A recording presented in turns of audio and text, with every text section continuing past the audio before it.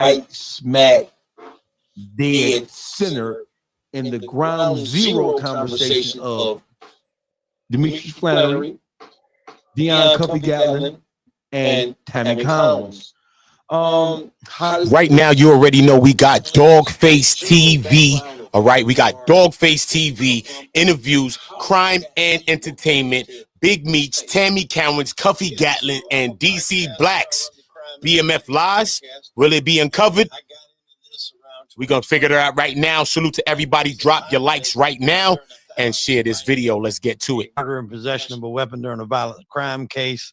Now, I did do the shooting, but I acted in self-defense, and I acted here in South Carolina, which has castle law and, stand your ground laws.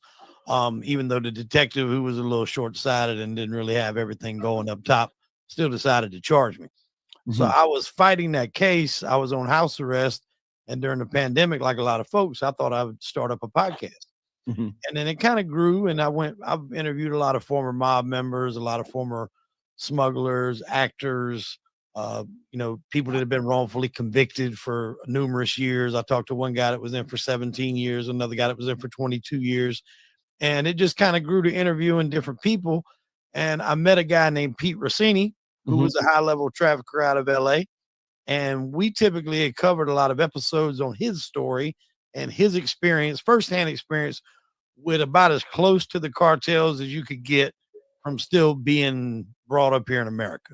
Because mm-hmm. a lot of people have a misconception, I think, of who cartels are, how close you're actually dealing with them if you're in that life.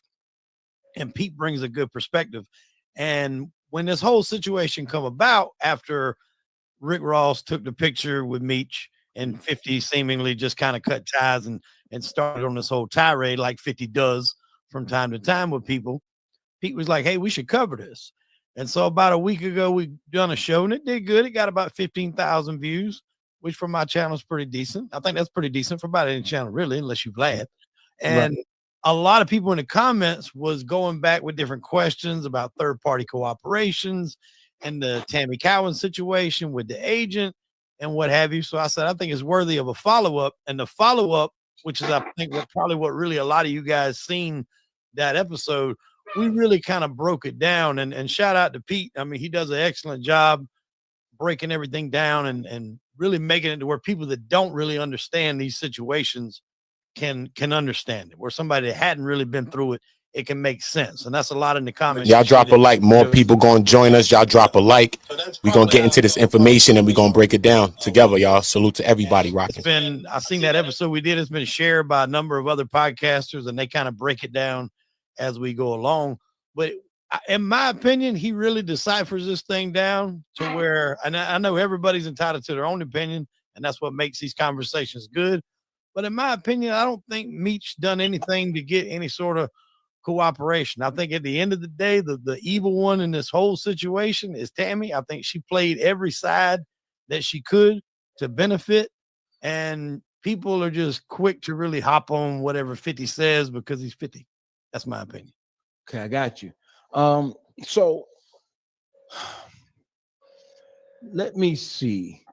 So that is exactly where, because I'm a YouTube surfer, despite the fact of being a podcaster / YouTuber.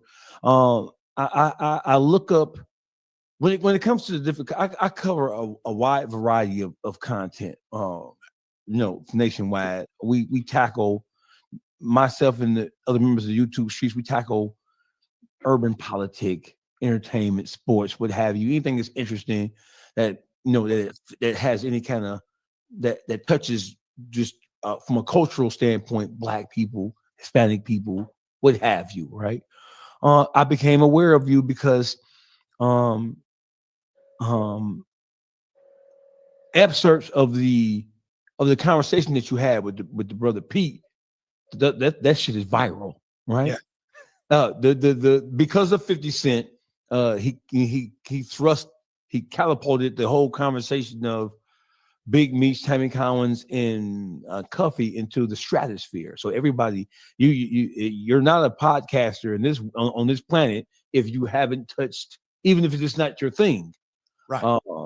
Sean G, for example, from the podcast for soul, it wasn't his thing. He didn't cover things like this, but because of how real and how impactful Big Meech and the whole BMF thing was to the culture, he decided to cover it. He started to read from the transcripts, and that's how he was dressed. I met him. I became aware of him the same way I became aware of you and Pete.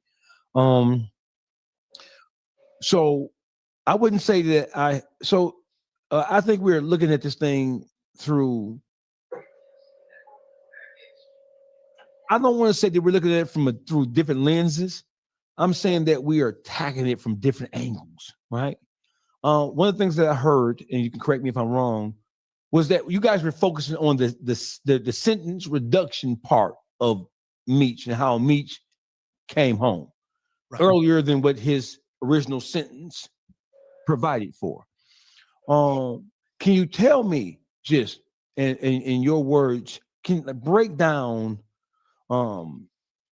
if you will, what you guys, through your study and research, what you guys have come up with in terms of how Big Meech ended up in a halfway house now, 5 years earlier than what his sentence prescribed for?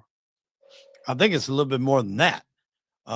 It's a little bit more earlier than that. Now, I'm not getting into why he took the plea that he did. That's another conversation that we can talk about later on. Yeah. But he was given 360 months. Mm-hmm.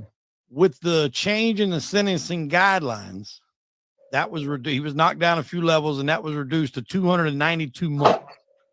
Now, that's a 68-month reduction alone. So 5.5 years is gone off that 30 right off the bat, just from the sentencing guideline changes.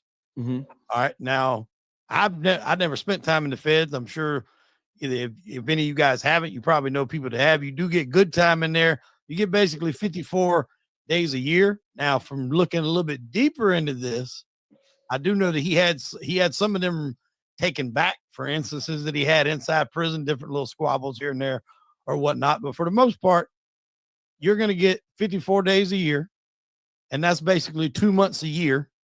And that equals out to about 3 years and 4 months. Now, that's right at 9 years. Then you got the First Step Act that was a year, and he's still in house arrest. A lot of people say, well, Big Meech is out. Big Meech is not out. He's out. He's not inside a cell, but he's not out. He's still on house arrest, I think, until January 2026. So he didn't really get out any earlier than what he should have been, especially not any significant amount of time to justify and say that he cooperated and gave somebody up. Right. So he didn't get out. So just so we're on the same page. So I'm gonna speak for myself first. Yeah. So my angle, I'm not saying that Meech is dirty money because of him being released from prison early than what his original sentence was. I do understand, and that there is a provable paper trail that justifies why he is on house arrest now, not sitting inside of a prison cell, right? So that's not where my issue is as it specifically relates to his conduct in relationship to Tammy Cowins, in relationship to Dionne Cuffy Gatling, right? The time cut, no argument for me. You gave a breakdown. I've seen it. I've done the research myself. It is right and exact. I'm saying that we're going to put that to the right-hand side, right? Right here, we're still in the middle, right? In the middle, Big Meech has been, in my opinion, right? Big Meech has been engaged in some things, and I will tell you why as the conversation goes on. Big Meech was engaged in some things that are very, very questionable, to say the least. And we can jockey back and forth about what those things are later in the conversation, but I'm not arguing, and I don't think anybody that I talk to on a regular, consistent basis, we're not arguing that he's home early, so therefore that equates to him being a rat, or he's home early, so that equates to him taking that he receiving a reduction based on a 35B. We ain't saying that, right? That's not what I'm saying. That's not what anybody else that I talk to saying. we're saying that there are other factors that you must consider when you look at the overall scheme of what took place with Tammy Cowins and Dionne Cuffy Gatling situation.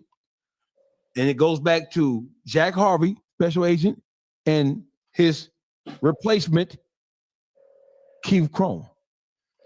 So we have no argument when it comes to the time cut. It's time cut legit. But being that his time cut is legit and is trackable and is provable, that does not absolve him. Everybody drop a like. Or at least trying to participate in other things that would have led to him receiving some favorable treatment had he been able to get that shit off. Excuse my language. We don't mind if I cuss, do you? Nah. You know how black folk be. We do a little cuss a little bit. You hear me? Hey, so from the South, we do that too. So right here. Oh, South Carolina, that's the home of Senator Strom Thurmond. God damn it, they do some cussing down there. Right. So we're saying, I'm saying, and I'm standing on it, that his behavior, there are things that I can point to and point out that are highly questionable and causes me to look at him and his overall character in a questionable way. DC Black, come behind me and tell me where you are in your thought process with this. Well, being as though that we got the time cuts out and everything, the way he said was, I agree with it. My issue is one or two things, I guess. Why you are involved and engaged with this informant, and did you know what she was doing? And I guess, to add on to the what she was doing part is that, we can't get away from the fact, I guess, for the sake of Meech and for the sake of Tammy and for the sake of the DEA, that he's the linchpin between Suarez, Cuffy, and Tammy. And I guess we'll say the sworn affidavit or the affidavit in question that was presented to the judge to get signed off on a Title III wiretap, which ultimately led to all of Cuffy's legal demise, is from him. So me as a guy that been involved in the justice system, I got a humongous issue with a person that's just saying, I didn't know this was going on. But for the sake of just being, trying to be like, impartial, be a journalist about it, my main issue is, when did he know she was an informant? And, that's when the conversation really starts for me. But being as though he's not speaking on it, that's the issue. But let me double back real quick to something that Wade said. He didn't lose any significant amount of good time plus or taken away that would made no big difference, like Wade said. Now, in the feds, you do 85% of your time. I spent 17 years in the feds. I went to prison at 16. I came home at 33. All right. I spent most of my time in U.S. penitentiaries. If you get 30 years, you only do 25 and a half years on 30 years without no credit at all. So those time cuts that Wade, not that we got to go back, because like you said, dog, we can put that to the side, but he got that down to the T. And anybody who just saying he's a rat, there's no set of papers that dictate that. So my whole question is, why are you at this level of this status and you don't know who you're dealing with within Tammy? So the only discussion. What's y'all thoughts? Y'all get y'all thoughts in the comments. It's all about what y'all think and what we all think, man. What do y'all think, y'all? They'll say things like, what if he didn't know? He needs to explain that, but nevertheless, his connection to Cuffy with Suarez is still that main issue, and people can do third-party cooperations. While we was talking in private, I wanted to just ask, but now we all on the platform, I wanted to know if anybody on our platform or on our panel, does anybody know of a case of third-party cooperation? Does anybody know how it's done? Yeah, I've talked to a few people that's done. Good point, Charles. Personally, but they know people inside the system has done third-party cooperation, and that's the biggest thing I think that sets Meech away from this is, and I might be rehashing it as something y'all have already spoke about in the past, but I'm gonna just take it for people that maybe haven't heard it. When you're doing a third-party cooperation, the only person that can benefit from that is the prisoner. In this case, like we've said, is Demetrius Flenory, Big Meech. So the fact that Tammy was getting money, getting a stipend, getting stuff for cars and whatnot. I think she got an excess of $200,000. That makes I think 211,000 to be exact. Not a third party cooperation because she's getting paid directly, which makes it a first party cooperation. You cannot have both.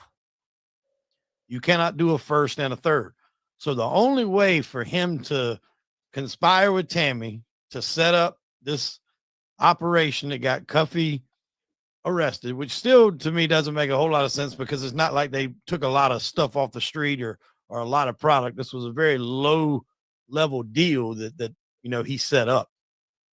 For that to even attempt to even be something that the prosecution would even allow him to get a time cut for, besides all that, she wouldn't have been able to get anything. Had she got paid anything at all, $1 is done. You can't have both. You can't have third and a first. Now, that don't mean that she didn't ask, which she did, because it said when Keith Cromer reached out to her after she had, and this is a whole separate conversation, but after she done the thing with Terry White and got him arrested, she got paid $55,000 after it was over. And then Harvey retired.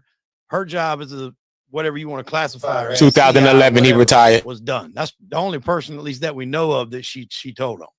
Then when Cromer went and no, we all know she participated in Terry White. No, I know. I'm saying after that, after the Terry White, because Harvey closed that. Once that was done, the Terry White was done, and he went to jail. She got paid $55,000 for that. Harvey retired, and then as far as her being on the payroll informant, that was done. Now Keith went back and reached out to her, and when he reached out, when we saying she was done, we not calculating the $2,500 a month. She received all of that, y'all. She received all of that. Okay. But Jack Harvey gave her $55,000. She wasn't paid at that time. Okay. She was at that time CI, not CS1 that we see all the time. She was just CI, cooperating individual at the time. Okay. Since Jack said you were so beneficial to the case, I'm going to put you in for a reward because you gave up so much actionable, information that helped us in the case. We gave you $55,000. Jack ended up retiring in 2011, hands her over, because remember, he's her handler. Jack Harvey's her handler. You know what a handler is? You seen Sopranos? Well, Chris, remember Chris, the guy that was with Tony all the time, his cousin? His girlfriend, Adriana, started snitching. Remember the feds used to run down on her in the store, in the parking lot, everywhere? Those are her handlers. So not all of the feds in the whole building's her handlers. She reporting to certain feds. So Harvey was the leading investigator that took down Meech, and he's the one that she ended up dealing with. And that's 2011. Leading into 2012, Cuffy, August 5th was the date in question in Cuffy and his indictment and all of that stuff that happened. Salute to everybody. Y'all drop a like. Everything I just said was paperwork, and that's how I'm talking. Facts. Was that during the period before Cromer picked her up? That never stopped until this Gatling jump occurred.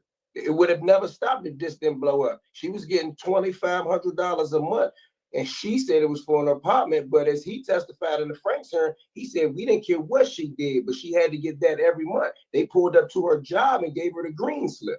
Right. Now, what I mean by gap is after she worked with Harvey, putting Terry White in jail, there was a gap before she started working with Cromer. That's what I mean when I say gap. Okay. I don't want to nitpick.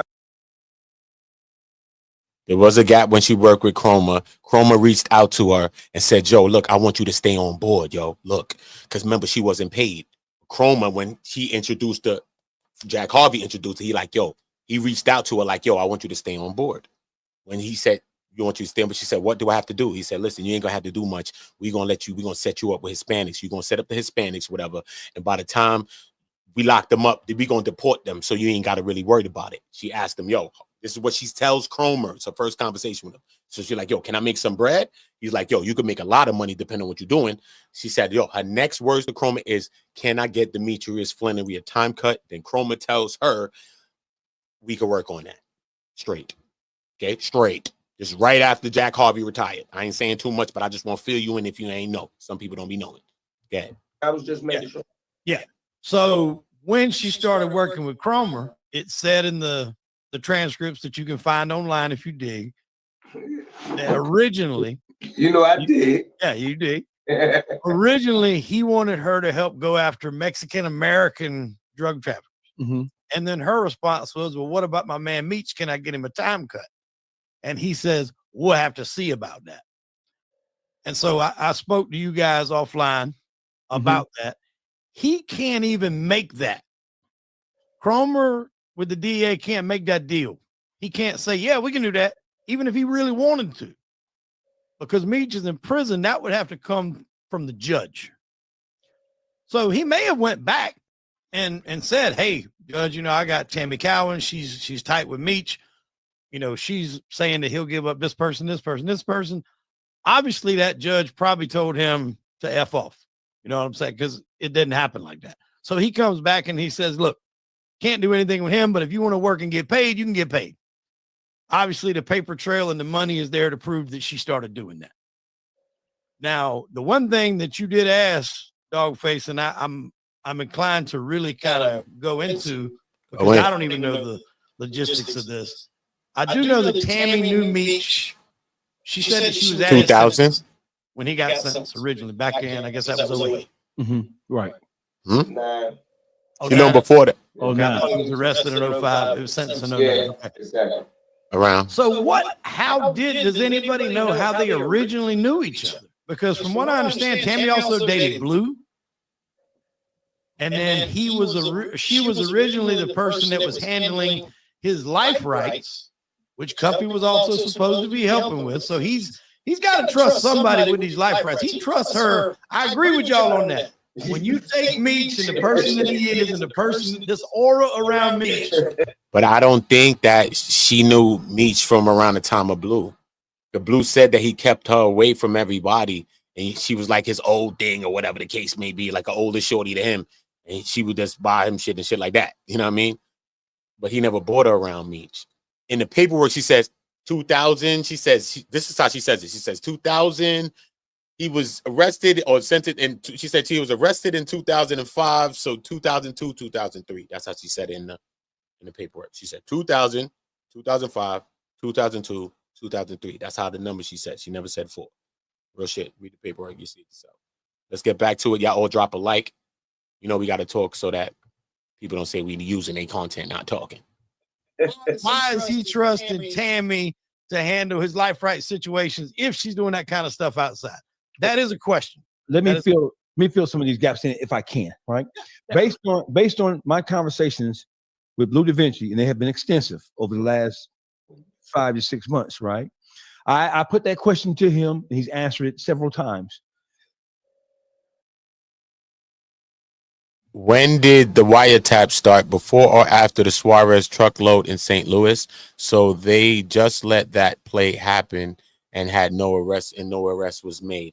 When Suarez was getting arrested, remember Suarez met Meech in prison. That's like 2005, 2006. They talk about in the paperwork a time when Suarez was arrested and without conviction, though. The 2 times it was 2005 and 2009. We understand that Cuffy came out to say that Meech met him in 2005, 2006, whatever the case may be, and that Suarez was arrested at a truck stop or whatever with 97 bricks, whatever. But he took the feds or whatever to trial and beat the case. And Cuffy says that Meech was actually cool with Suarez. Remember, we like, who the hell Suarez? Suarez probably working. We don't know what the hell was Suarez, right? He probably drinking Lamalitas right now with the coconut water in Cancun. He from Mexico. So we don't know what the hell happened. But Cuffy says, nah, he was actually looking out for Meech, and he was just trying to get in contact with him just to do the appeals. You know what I'm saying? So now the truck and all of that, Ben,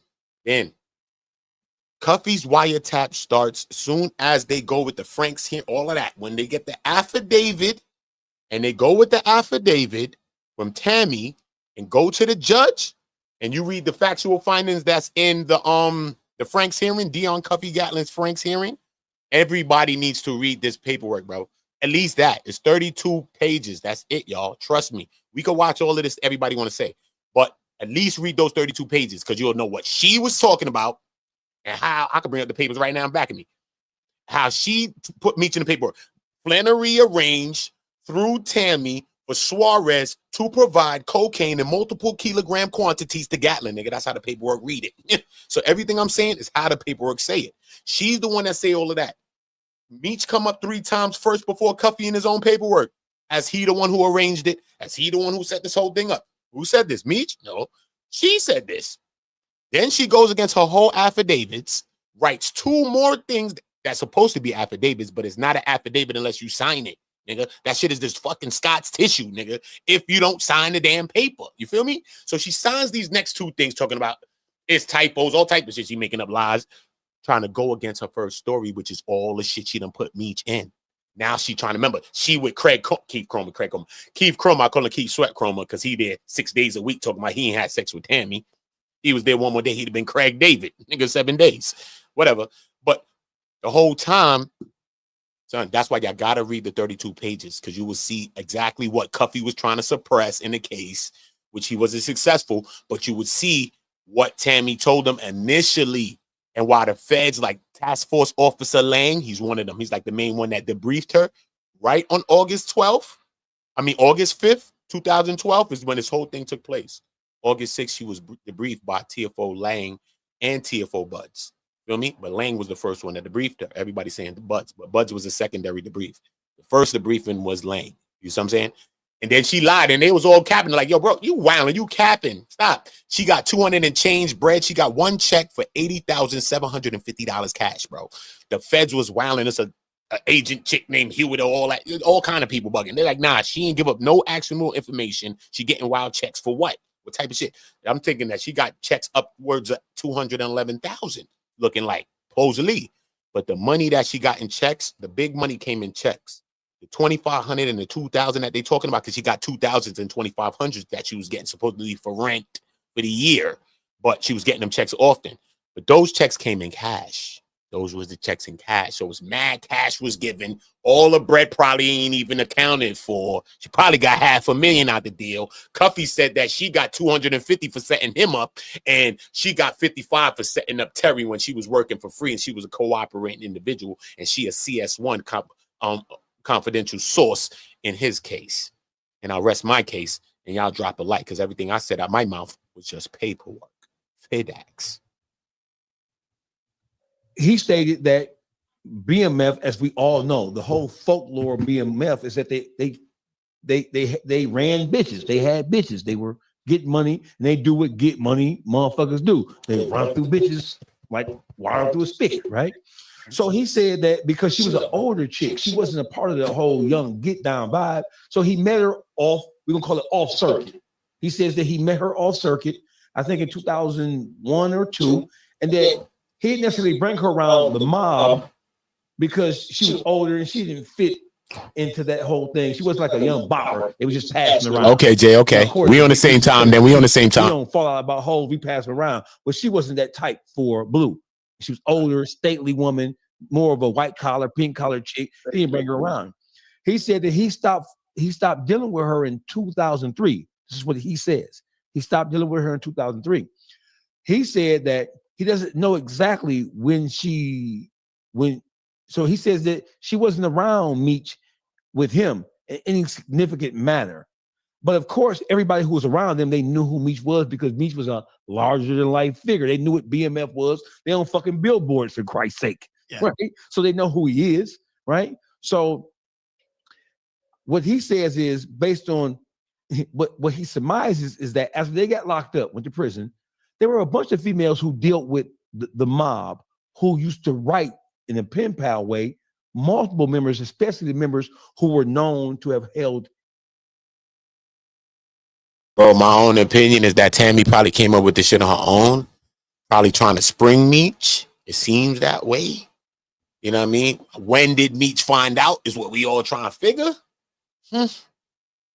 But the crazy shit, this is why, without everything else, I would just say that's what I'll just say. Feel me? But this is the monkey wrench, y'all. Listen to me if you're listening to me. This is the monkey wrench. Cuffy says that Tammy testified. Remember, it's parts of this paperwork we cannot see. I'm still in shit looking like this. Can I find it? Still can't find it. Cuffy, you watching me? Send it. Look, Cuffy says in the paperwork, there's a time when Tammy goes to the judge. Tammy testifies that Jack Harvey, Meech is the one that told her to get in contact with Jack Harvey. So why would Meech, that just got hit in his head for 30 years by this same agent, Jack Harvey, who was the leading investigator in his case at BMF, tell Tammy, either way, you know it's Tammy or Meech, tell Tammy to get with Jack Harvey? That's a wild one, son. If Cuffy proves that, I think that's wild. I think that's wild. Drop likes. I love y'all. I'm trying to shut up, but you know what? I got to talk to niggas like, oh, you using my content, Nick. We ain't doing that, homie. Fair use, man. Fair use. Key positions or high-ranking members, and that happens. I did 17 years in prison, and I've had females who wrote me and my rap partners doing my right, who didn't even know us. You know what I'm saying? Then you might have a cousin or a sister who introduced you to a female. She'll write. So he's saying that because he's saying that he knows for a fact that she wasn't around Meech in any meaningful way. So he is surmising that it had to have come through one of his pen pal relationship things, which we know for a fact that he was doing. I was in the state joint in Michigan, and there was guys who were from Michigan, specifically Southwest, which is where he's from, who were writing him who didn't even know him. But he used to write people back. Why? I don't know. But there were people who wrote him, and I saw it, and he would write them back and say encouraging things to him. So who knows how it all started. But Meech, but we all know that she was Blue Da Vinci's piece first. Yeah. Well, I appreciate you feeling that, and I didn't even know that. And that makes sense. Look, you got to pass the time some way behind them walls. So, and I can imagine the fan mail that Meech was probably getting from all types of different women. So that could very well be it. But you think a guy that run that type of enterprise, he's not a dummy by any stretch of the imagination. He's a smart cat. You still got to explain to me why you trust this woman. And that's even worse that you didn't really know her until after you, and why you trust this woman with your life rights, because the BMF life rights of him, he can't be naive to the fact that's going to be worth millions of dollars at some point down the line. It's impossible for him to be that naive. Juice, will you want to chime in right quick, Juice? Listen, I wanted to let y'all know, we very well know the feds play the rules how they see fit for each individual case. It ain't they just go by the book. You know what I'm saying? And with Meech being on this case, right? Did his name come up in the case with Suarez and Cuffy? At any time did his case come up in introducing them, being part of any of them deals at all? Nobody know? Well, yes and no. It came up according to Tammy, and then she later recanted it. Okay, now this is what I'm gonna get. No matter if she recanted it, how the feds allow that to go down with Suarez? And I know she messed the case up sleeping with the feds, but before she messed the case up, how did the feds allow Meech not to be caught up in their indictment then? If he didn't, that's not why Cuffy got a. Oh no, nah, bro. I'm not sure about shit, bro. Listen, bro. If you read this case and all that, and you sure about something, go ahead, nigga. All you could be sure about is Tammy, homie. That's what we really could be sure about, because we see it in the paperwork, bro. If it's some third party shit, we can't really see the third party shit. So anybody that's calling Meech a blatant rat and that's not named Cuffy or Gatling or somebody close over that side is just kind of bugging. You know what I'm saying? Because we don't see that in the paperwork that the niggas are at. You know what I'm saying? So you got to chill. But it's just a wild situation. But this is what Cuffy says, though. Cuffy says that I could play the audio right now. When you play when Cuffy says it, I'll play the audio right now. Y'all can hear it yourself. Look, facts of life. I think I got it in here. Better yet, look. When Cuffy says that, right? I got that in here. Jack Harvey, right? The agent testified. Jack Harvey. Tammy testified. Boom. Yeah, look. I think he was aware of the deal and that. Hold up. Let me see if it's in here. Hold up. Let me see if it's in my media assets. Hold up. Let me see where it's at. Hold up, y'all. Y'all gonna have to bear with me. I'm gonna have to click a couple of these, all right? Story in the life rights of Meech, what y'all was trying to do with that. On CS1, Tammy Cowins testified that she became a government informant to give the Meech Slinger a time cut. And we said, whoa, you serious? So then she further testified that he was aware of the deal. Special Agent Keith Cromer testified that Flenory was aware of the deal. Flenory just wanted to make sure that his name wasn't in any court documents. I'm gonna find where it's at. I think I'll find it for you. But that's what Cuffy says. But I never seen it. But remember, it's mad paperwork. So maybe it is in the paperwork. We ain't seen it. But if Cuffy shows this, then we will be able to see that and say that Meech is the one that linked her to Harvey. You know what I mean? But Cuffy says that. I have the audio. I can play it for y'all. But let's let this play while I cue up the audio for y'all. I hear for what Cuffy says. I don't know. I believe it if y'all want to. Arrested. See, that's what a lot of people don't understand. And Cuffy didn't get arrested for that. No, I ain't saying why Cuffy got. I ain't talking about what he got arrested for. We jumping. See, we keep jumping different subjects. That's why we can't come to a resolution.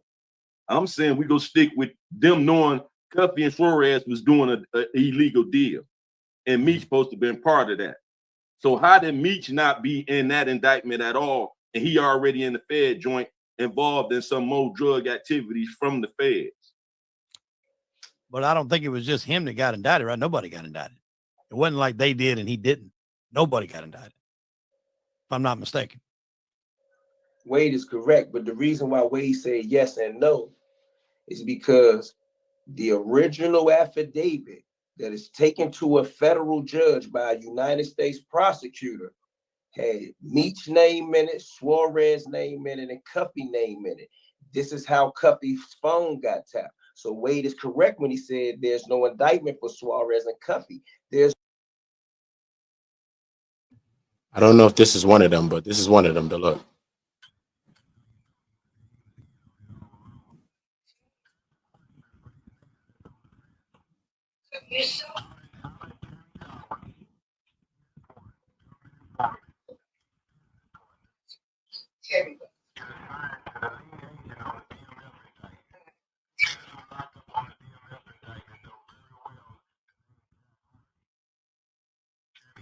Testified that Meech had her to reach out to Special Agent Jack Harvey.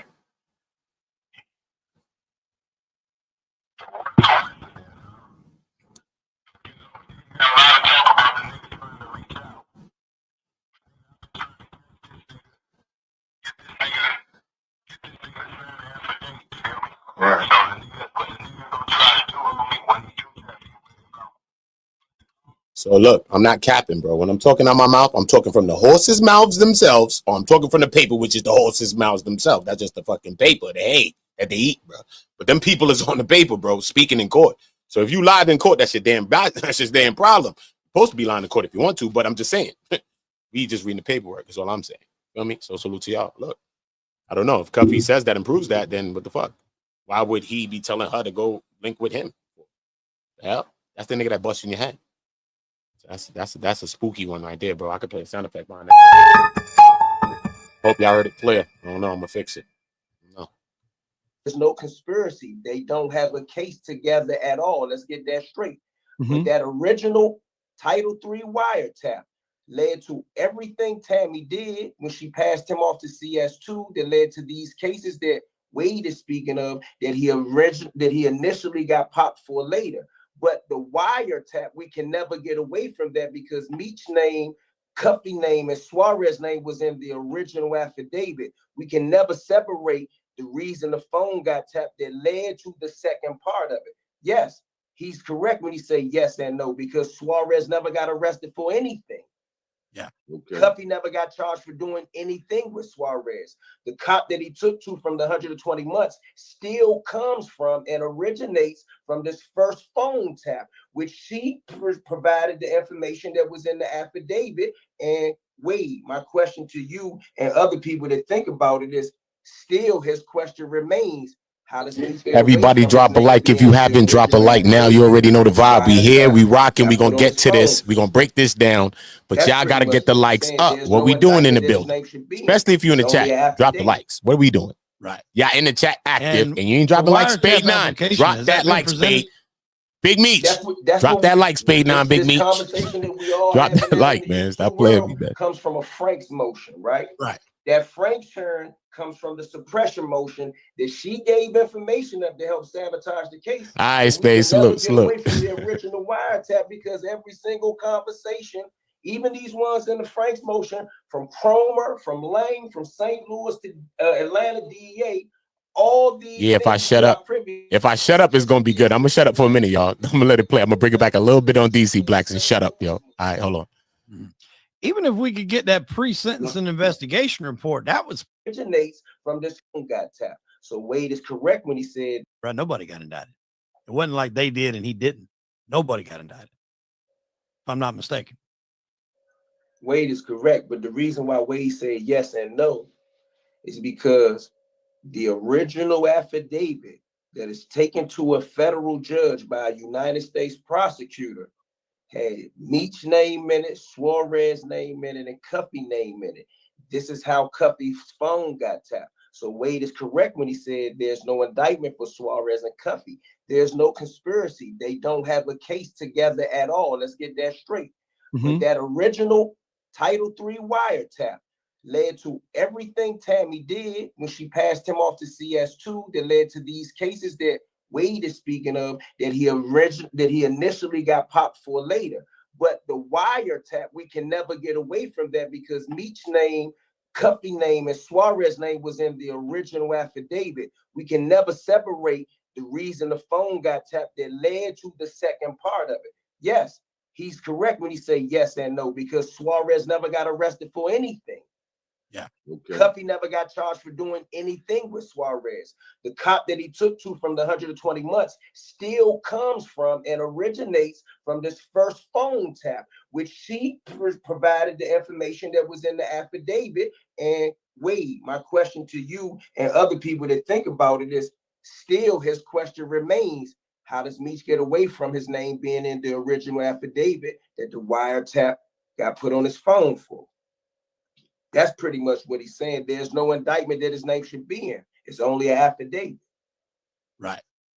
And the wiretap application, has that been presented? That's what this conversation that we all having now in the YouTube world comes from a Frank's motion, right? Right. That Frank's turn comes from the suppression motion that she gave information up to help sabotage the case. So we can never get away from the original wiretap, because every single conversation, even these ones in the Frank's motion, from Cromer, from Lang, from St. Louis to Atlanta DEA, all these things we are privy to because of the original affidavit that was taken to a federal judge in St. Louis, Missouri. Mm-hmm. Even if we could get that pre-sentencing investigation report, that would spread some light on it. But the thing is, when she originally said, and I don't want to quote it because I'll probably misquote it because I've read so much, but it was Meech's name was mentioned in some capacity. I don't know the exact way. I don't even want to say how it was mentioned. I just know it was mentioned. And then later on, she goes and recants all of that. And so right, when but she never signed that one. That's the one she never signed. Technically, so she that's didn't not recant official because it was nothing put in there. You know what I mean? Yeah. But she tried to, what you're saying, to recant. But technically, in the feds, when you recant, you say, yeah, he shot somebody. And you come back and say, no, he didn't.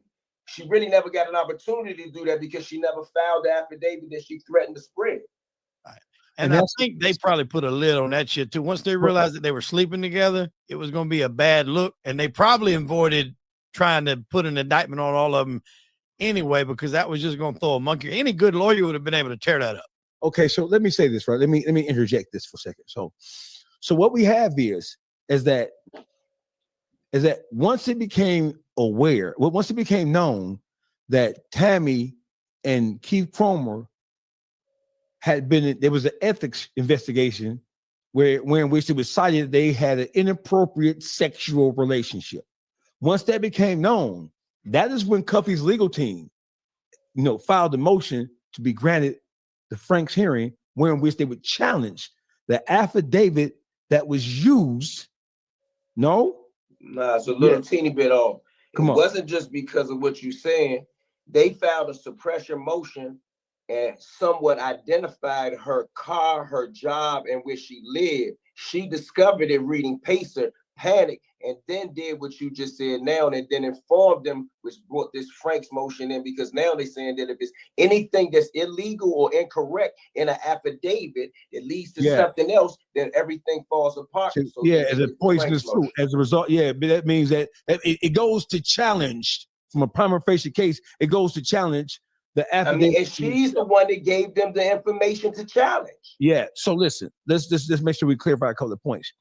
So Tammy never penned the affidavit with her hand. She was debriefed by, I believe, TFO Buzz. And from the information that he gleaned from her debriefing, he then created or crafted the affidavit that was then presented to the judge as to the reason why a wiretap, the Title III, should be authorized. Yeah, they took it to the U.S. attorney, and the U.S. attorney took it to the judge. Right. So when the conversation comes up about, and everybody's gonna have an equal share of this. When the conversation comes up about, hey, well, Tammy, she signed another affidavit. Well, she never penned the first one. The information that they used to create the first one came from her being debriefed by TFO Buzz. And the second affidavit, there is not a second affidavit. An affidavit is a legal document. It can be a form, or it can be the actual court form, as we all know, or you can do it by hand. So when, like the brother DC Black said, is when she became aware that she had been exposed officially through her own research of seeing her name in PACER documents, right? She says, according to what she says, she started to feel pressure through being harassed. People would come to her job, go to school, and she was exposed. So she was concerned about that. So she went back and she had a conversation with the U.S. attorney. She had a conversation with her DEA handlers, right? They took that concern, they ran it up the totem pole, and the answer that she received back is, it is what it is. Like we know, the federal government, they don't really codify sources or rats or informants like people think they do. They will expose you in any way they deem necessary or appropriate, right? And that's that. As an informant, none of us have any sympathy for you, because if you should have been be with to begin with. However, I want to say that I love y'all, man. Salute to everybody that's in the building with us. Y'all drop a like. Let's keep it pushing. Come on. But look, I just want to correct one thing. It's not TFO Buds. It's Lang. Okay? Lang is the first person that debriefed her. This is on August 6, 2012. August 5th, 2012 is the day in question with the conspiracy, with the thing we read in the Frank's hearing. Suarez hitting them back and forth phone calls. Yo, where's Cuffy at? I got the effing truck up here in St. Louis and all of this stuff. He hitting up 58 times in like 20 minutes and all of this. Telephone analysis shows, toll analysis shows, telephone analysis shows, all of that. Remember, Cuffy phone bug too. And she's already working. But the next day, she gets debriefed. She gets debriefed by Lang. Okay? I don't know if Buds was with him, or Bud just did his own little debrief real quick too, a secondary debriefing, because you know how sometimes it'll be two agents that's there. He could have been an ex-agent that's there, but the leading person that was in the debriefing was TFO Lang. You know what I mean? We'll talk. The second affidavit that people make reference to, it was not the second affidavit. She wrote a letter. The reason why we even know about it is because it had to be entered into evidence and made part of the discovery, because she had disseminated this letter to so many people. She contacted Cuffy's original legal team and gave it to them. She contacted the U.S. attorney, gave it to them. She sent it to people. She emailed it, faxed it to multiple people. And they now had to make it a part of the court record because she said it. And what she said and what she wrote, what she drafted, was all the information there was contrary to what she originally said in her debriefing, which led to the affidavit that they used to secure the wiretap. He's missing parts, though. He's missing a lot of parts in what he's saying. Listen, She wrote the affidavit from the original thing. She swore to this. Okay? Swore to the affidavit. Then, time later, whether because she was being stalked or whatever happened, whatever, she was done with Chroma. Now she trying to blame some of the stuff that's in the first affidavit on Keith Chroma after she done having sex with him from 8 to 12 months. Allegedly, that's what she, not allegedly, that's what she testified to. 8 to 12 months. Right? She did all that. Now she signs up these 2 affidavits. At one point, her information gets leaked. She goes on a thing, jumps. I don't know how she took a plane, train, bus, car. I don't know how she got there. She goes to Louisiana, supposedly. Go visit Meech. She don't get to see Meech. She's probably trying to tell Meech about the thing that's going on. Obviously, remember, she was exposed as the CS. Everybody knows that she's the rat now. She don't get to see Meech.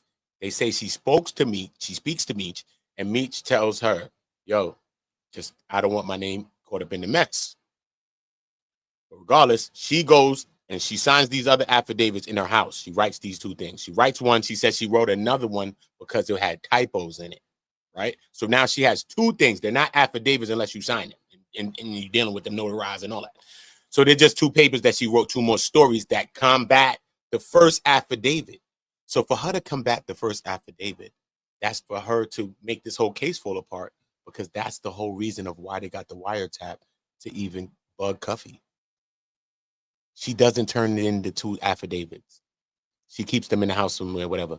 One day she's talking to some agents one day, and they talking, and she's like, I had some affidavits in the house. They're like, yo, you need to submit those. We're trying to put all that in discovery. We're like, what the hell going on? This in the paperwork, I swear to God. Look at what she says to these people. This is why I joke on Tammy after this. Look. She says, if I could find them.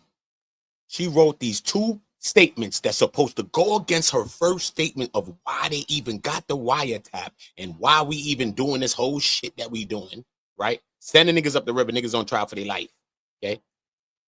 She's not even taking her rat job, which is one of the easiest and worst jobs to have. She's not even taking her rat job serious, right? She says, if I could find the damn affidavits, bro. If that ain't cold, that's cold, son. These people are facing like death, all types of shit, penalties, all types of shit. This woman said, if I could find the other affidavits, bro.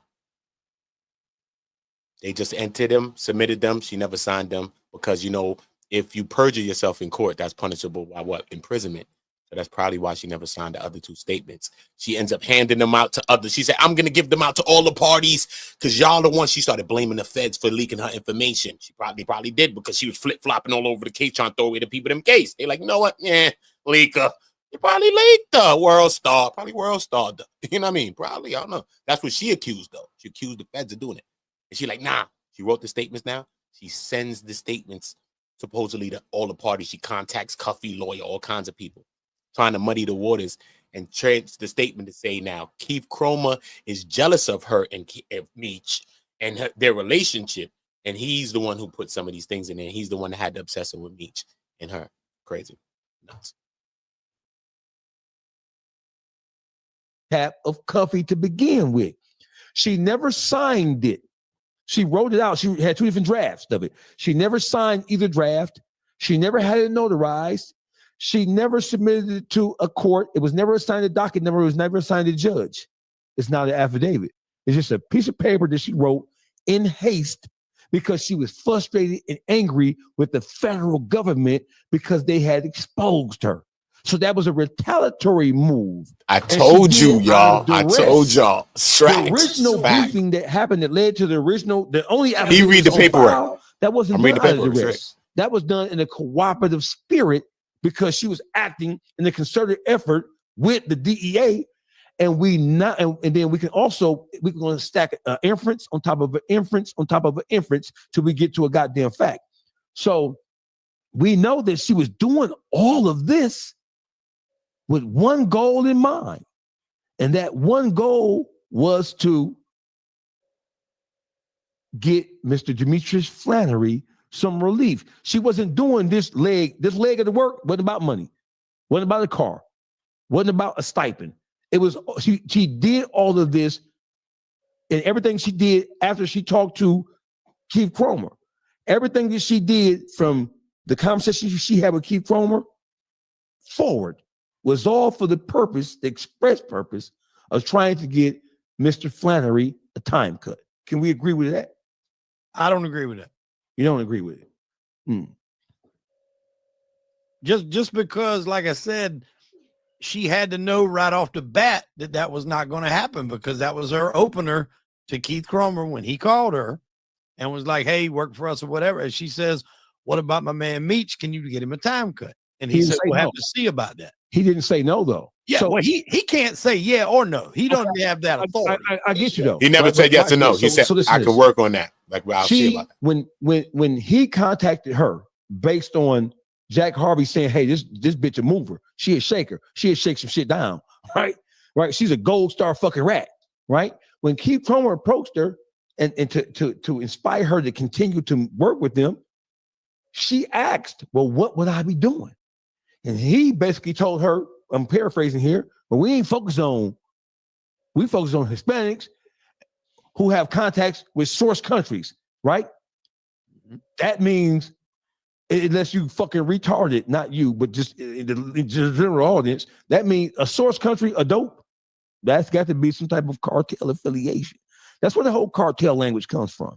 Right. So let me just say this, and I'm gonna move on and get the floor to somebody else. She then said, so then the conversation about compensation. She was already, and Keith Cromer knew that she was already a gold star fucking member. She already received tens, if not hundreds of thousands of dollars up to that point, right? She says, okay, wow, this is what I want for my continued cooperation. You want me to focus on Hispanic nationals who have contact with source countries, cartels? I will do it. If I do it, can my friend Demetrius Flenory receive a time cut?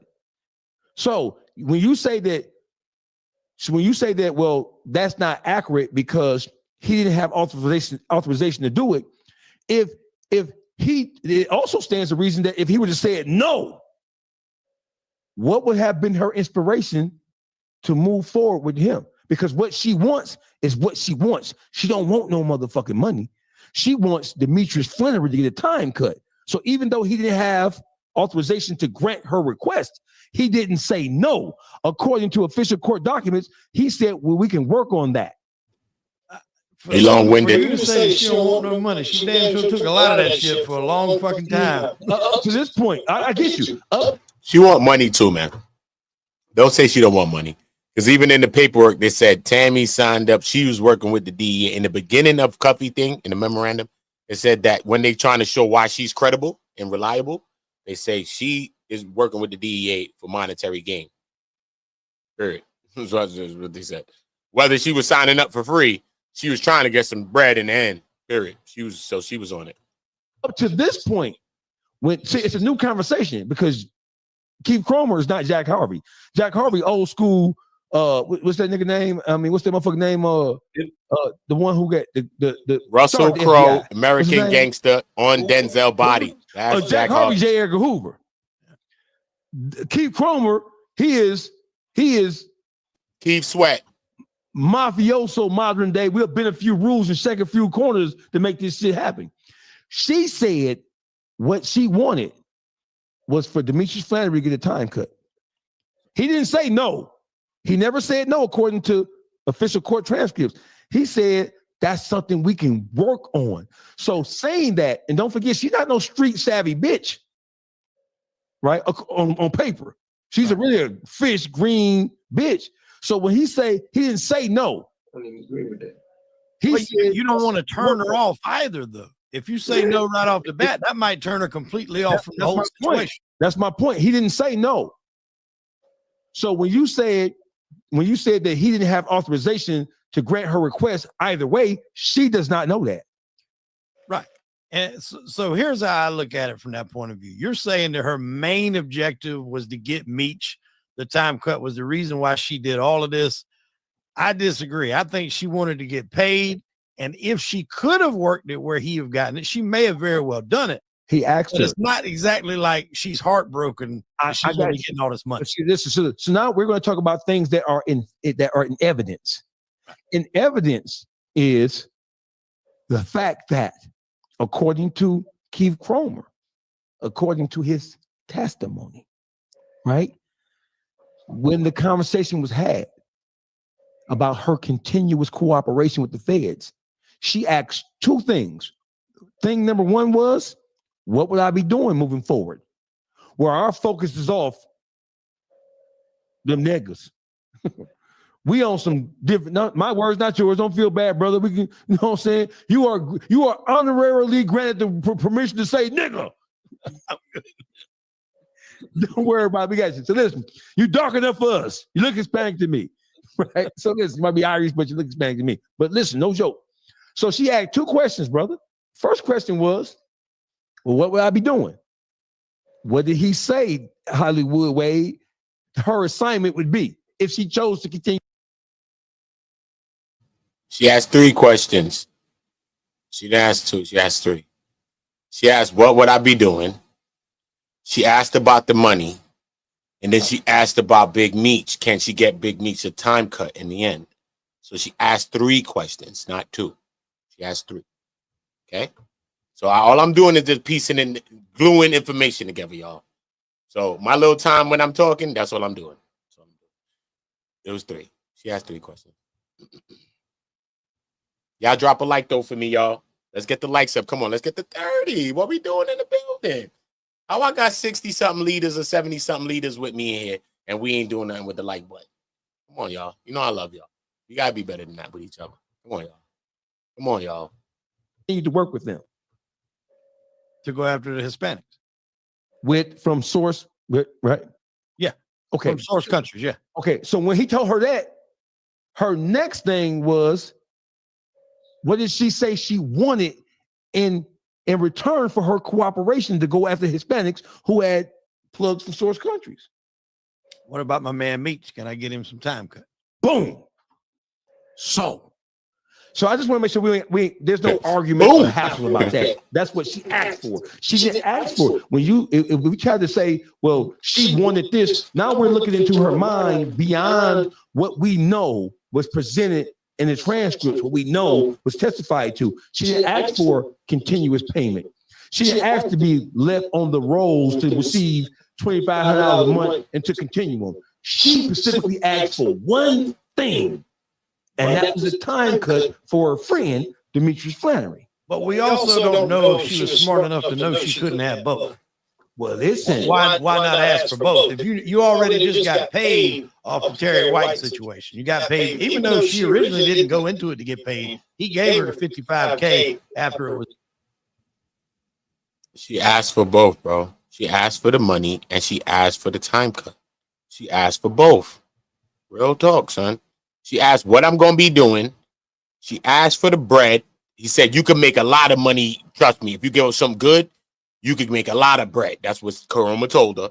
And then she asked about the time cut. So she asked all the questions. So Tammy was on point. She wasn't playing games. She was dead serious. She already got money. She knew she wanted some more. Was done. So she already knows now this shit can generate money. I got you. She might not even have the smarts to know you can't get both. I got you. So, whoa. One thing we know this bitch ain't is stupid. Now, yeah. Listen, one thing that we know that this bitch ain't, and I'm using the term bitch loosely, this bitch ain't as stupid and ain't as green as motherfuckers think she is. Because if we go back to the whole Terry White case, that was one of the fastest convictions in the history of Georgia, all based on exclusive testimony and recordings and paperwork trail. She nailed that motherfucker. He got indicted, then he went to jail next day. Facts. He didn't know what the hell hit him. The nigga didn't know what hit him, bro. That nigga told the judge and them that, yo, I'm gonna bring it back a little bit. That nigga told the judge, Terry told him to testify, whatever he told the people. He broke up with Tammy in June of 2008 or 9, whatever year it was, right? They said, listen, Tammy's has already debriefed with us since April, or 3 months before he even thought he broke up with Tammy. She was already debriefing and setting this nigga up. By the time he figured it out, bro, crazy. But Terry, he was a rat too, son. You could check my last little upload, my little quick one.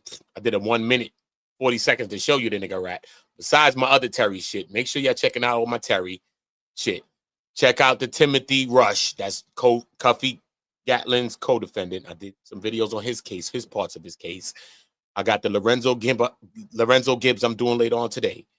And we still doing the Terry White, Cuffy, Tammy connection, because there's a lot of connections there. One connection in that case is that both Cuffy and Terry, even though he was unsuccessful in getting a Franks hearing, and we watched Cuffy get a Franks hearing and be unsuccessful at it, we watched both of those and all 4 defendants highly attack Tammy as a credible source.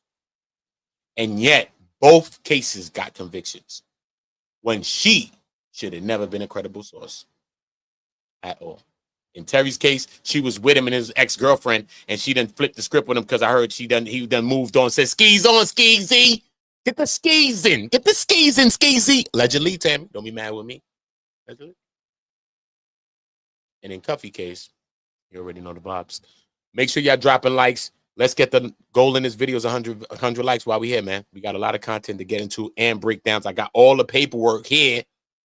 So you want to go to DAWGFACE? Go ahead, bro. I'm just saying, this is what we into. I got all this, bro. And it's incorrections being made up there, and I'm correcting them right now for you in real time. Let's be real. Just drop likes and just let's keep that thing right. Love y'all all. Facts. Hope y'all had a blessed day, too. Facts.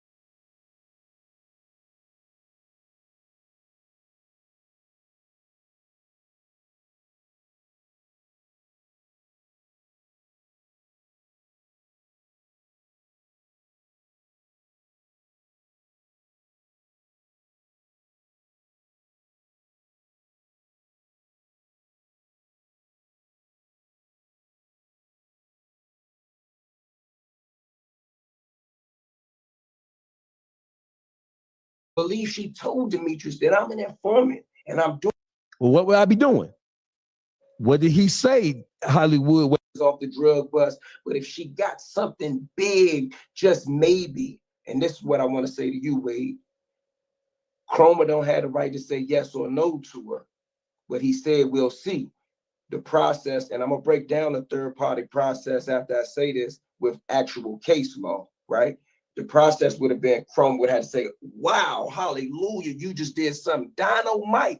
Let me run over here to the U.S. Attorney's Office and see if they can file this Rule 35 for you on someone's behalf to a judge. You are right about a judge, but it still got to come through the U.S. Attorney's Office. Now, back to her. I believe that when she ran this by Demetrius, because I believe they're in cahoots, I believe she told Demetrius that I'm an informant and I'm doing this and I'm doing that, and now I'm doing it with this person, because I don't believe, and nobody in this country can make me believe, that big bad Demetrius didn't know what just happened to Terry White when everybody else in the whole city of Atlanta knew it. The news ran a whole expose on this brother, how much money he was getting and how much money he was making. I know Meech knew it, but let's say he didn't. So now she tells him this plan that, yo, Chroma told me if I could snag a big Mexican, then maybe I could do something.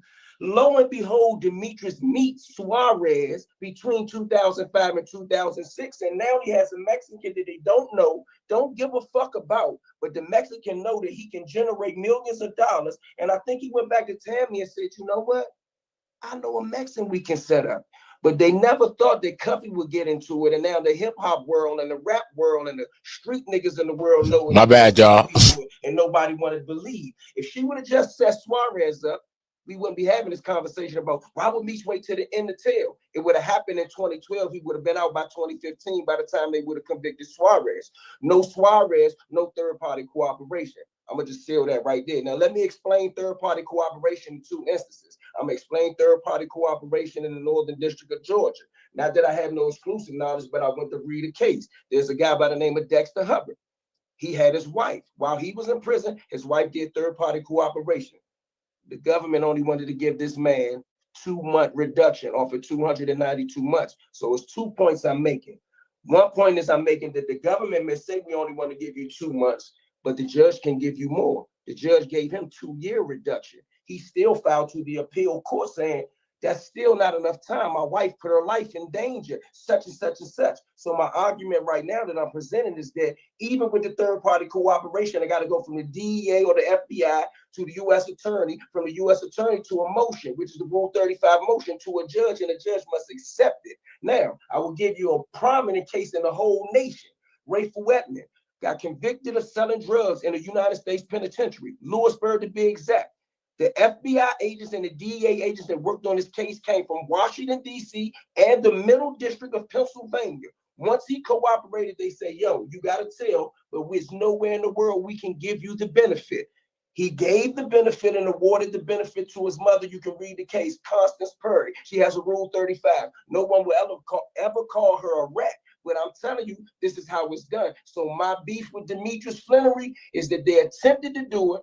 And by the time it came out, it only came out because of what Cuffy knew. And if Cuffy didn't get popped for the next one, which is why she panicked and sabotaged the case and say, don't do this, is because she told Chroma, which no one seemed to be remembering, I can't deal with Dionne. I'm scared of him. She ain't scared of a motherfucking thing. When he offered her witness protection, she declined it. So I believe they was going to crack Suarez. Meech was going to get a time cut. Nobody was going to know. But I think it all blew up when DEA St. Louis went rogue and said, fuck DEA Atlanta. Y'all fucking informants. We really want Cuffy. We're going to turn him on to the next motherfucking informant. We're going to use your wiretap, but we're going to still lock him up. And we still going to burn him up for these other jumps that he ordered done too. Those are two different sentences. That's what I believe, bro. Now I can understand that. It makes sense. Let me go off of what you just said, DC Black. Who introduced her to Jack Harvey? How did she even get with Jack Harvey? That don't come up in the paperwork. It says a friend that she know that's an informant, even though it don't say he got to be an informant. He got Jack Harvey on speed dial. And he told her to call Jack Harvey because she alleged that she believed she was going to get in trouble for whatever she was doing with Terry White. She knew Terry White was an informant, in my opinion. Terry White got 3 major cases that come out of federal court. One when he was very young, which was a cocaine case, if I ain't mistaken. No, heroin case. Then he caught another case. And Heroin. 2021, he became First, the heroin case, that's 82, I think 83. Then he caught, that's like when he was like 21, 20. And then he caught the case when he caught first the heroin case, then he caught a drug conspiracy case. And he was ratting in that case. That's not 93. I told you he snitches his 93 for a fact. And yeah, that's a fact. Then he caught a marijuana case the third time when he got out. She was a part of the last case. Nobody in Atlanta that's a D-boy that was getting no money don't know that Terry White was an informant. Nobody that was getting money in Atlanta at this time don't know that she took Terry White down. She recorded one of the phone calls that she gave to Jack Harvey between her and Terry White on the way to visit Demetrius. It ain't enough coincidence in the world. They'd have chopped my head off in the penitentiary with all these motherfucking ifs, ands, or maybes, and gray clouds over my head. Meech couldn't front me 1,000 keys right now.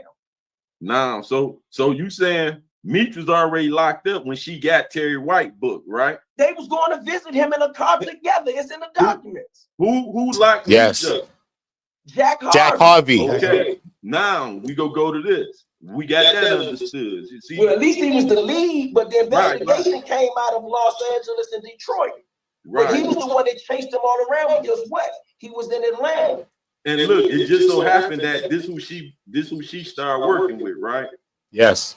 Okay, now we go to this. When was Suarez in Michigan's county jail? 2005, 2006, he got popped. Him and 3 other dudes. We can go on to that. I'm sure we know. They were servicing dudes. He pulled up an 18-wheel at a Home Depot parking lot. The feds had followed other Mexican guys from a Dearborn highway in another extended state. They was in 2 different Jeeps, New York tags, Detroit tags. They followed all around the city. After they made the pop, they pulled one of them over, cracked him with like 2 keys, cracked Suarez with $65,000, locked him up. Everybody else went to jail, pleaded guilty. He got acquitted and left. He met Demetrius at St. Clair County Jail during this time. I know the case by heart. Right. So what year you say that was? 2006? 2005 when he got popped. Right. Him and Demetrius was in the same jail between 2005 and 2006. Michigan County, St. Clair County. Went home. That's why I'm telling you, I believe this conspiracy was birthed. Demetrius wasn't no friend with him. He met him at the water fountain, as we say in jail. Fuck him. We're gonna set him up and get me out. But we can't set Cuff up. Why you introduce him to Cuff? I ain't know. I introduced him to the plug. They start jamming on their own. That's how it went, bro. I don't care what nobody say. That's what I was getting to, DC Black. I've never heard that narrative, DC, but DC on hot lends a lot of credibility because, if you're gonna take that dive and go off and become an informant, you don't want to give up somebody that you know. Become an informant. Part of the spiel that Chroma gave her when he explained to her, you will never have to testify. So if she didn't have to testify, we would have never thought about Demetrius. It would have been on her.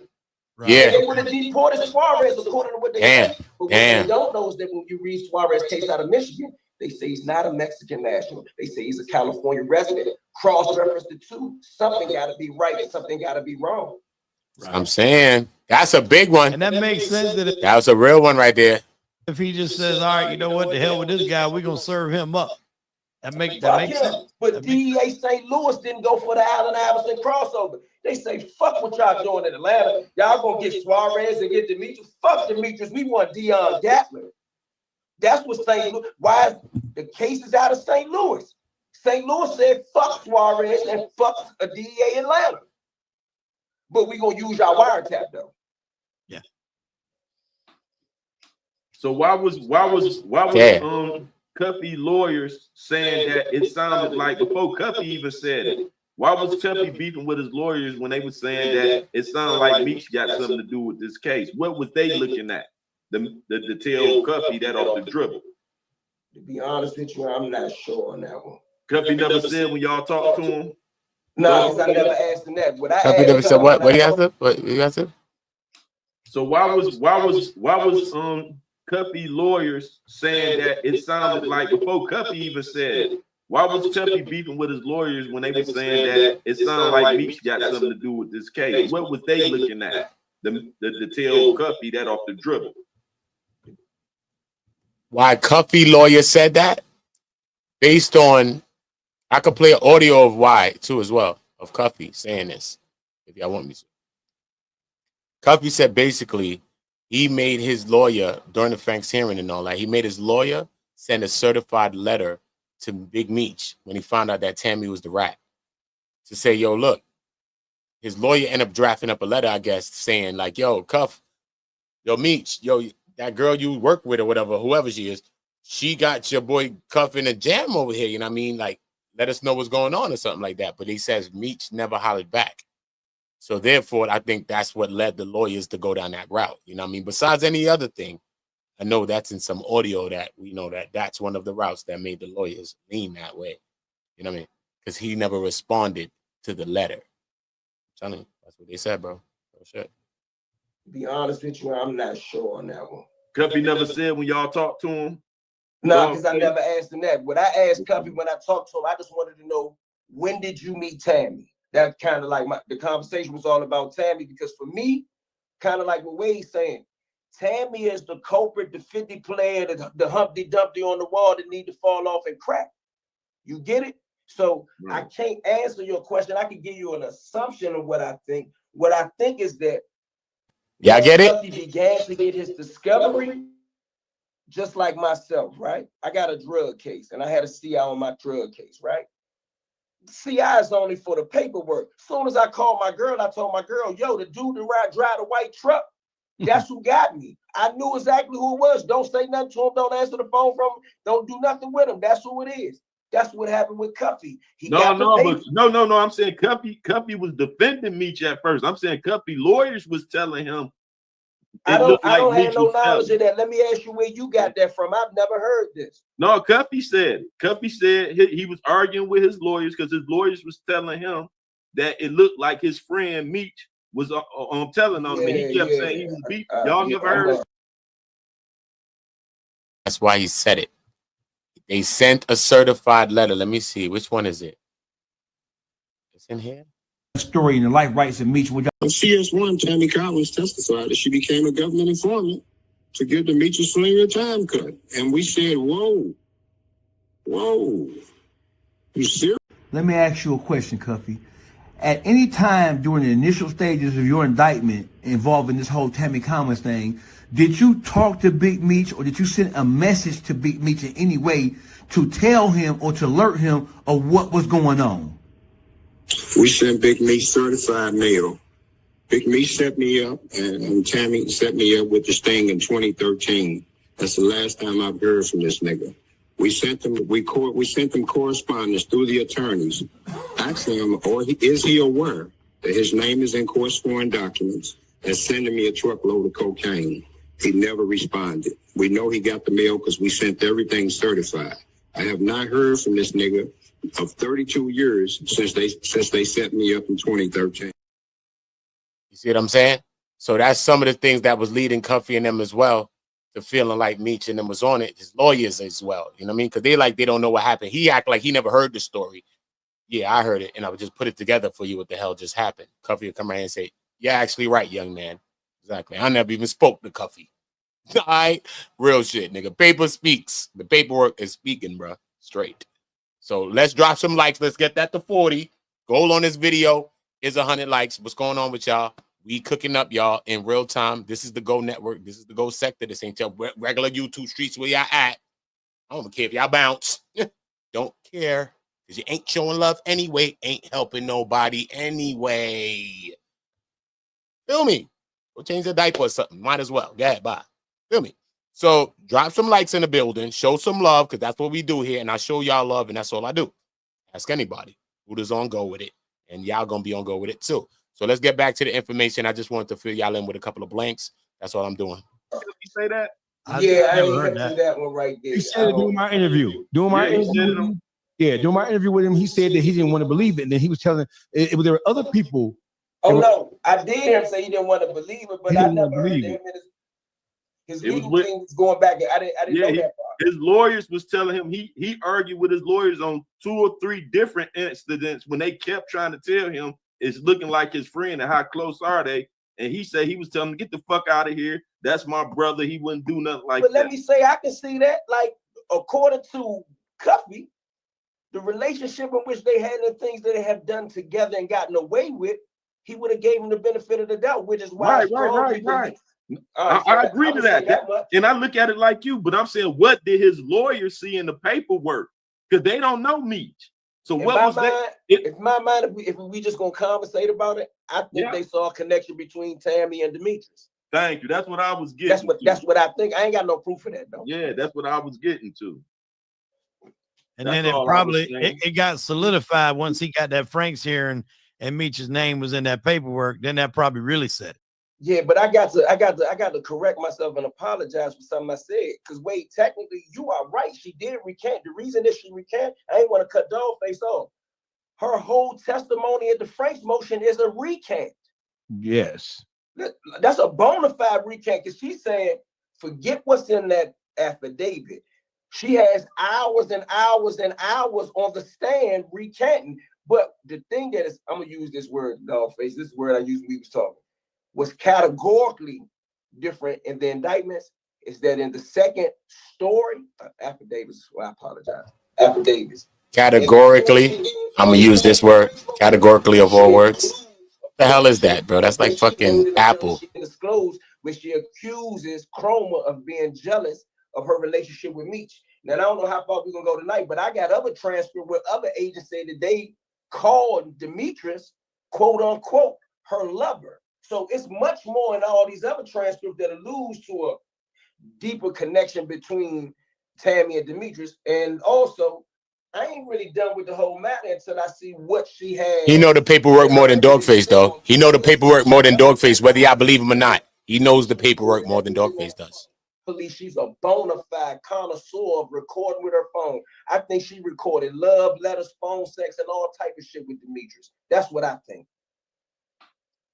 That's a good question that Brittany just put up. Why hasn't that PSI report came out? That would help solve and put a lot of this stuff to bed. But DC, just to piggyback on what you just said, if she comes out with a whole different story than what she did testify to, that's going to open a lot of doors and probably have her ass drug right back into court. So I don't really know what perjury. Yeah, I don't really know what 50 is going to get out of this. I'm really interested to see what she can tell that won't jam herself up, because you can best believe she's got DEA agents probably calling her, talking to her, be like, all right, what you about to say? Because you say this, we're gonna have a problem. So who I mean, anything less than a conversation with her, Demetrius talking about set somebody up, he gonna have wiggle room. Yes. Now look, who introduced Suarez to Tammy? Demetrius told him to call her. Right. So that means he got her contact when he left St. Clair County Jail and went back and got back in the shake of things. And when he got back, he hit her. He had her number. Where he get her number from? He ain't get it off Instagram. Yeah. Yeah. And so I think what was the reason? So what was the reason for him putting Tammy? Not just that Suarez hit her. All right. Suarez made 3 interactions with Tammy, his first interactions with her. Suarez is the plug, okay?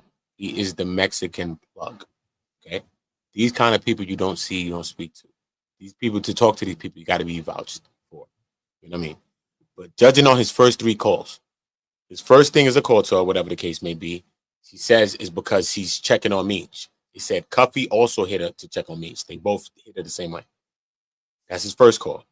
The second thing he does is send her a picture of himself. Suarez sends a picture of himself to Tammy. They ask her on the stand, why did he send a picture? She asked him for a picture. She says, yes, she asked him for a picture. So he sends the picture. The third thing that Suarez says, listen to me, y'all.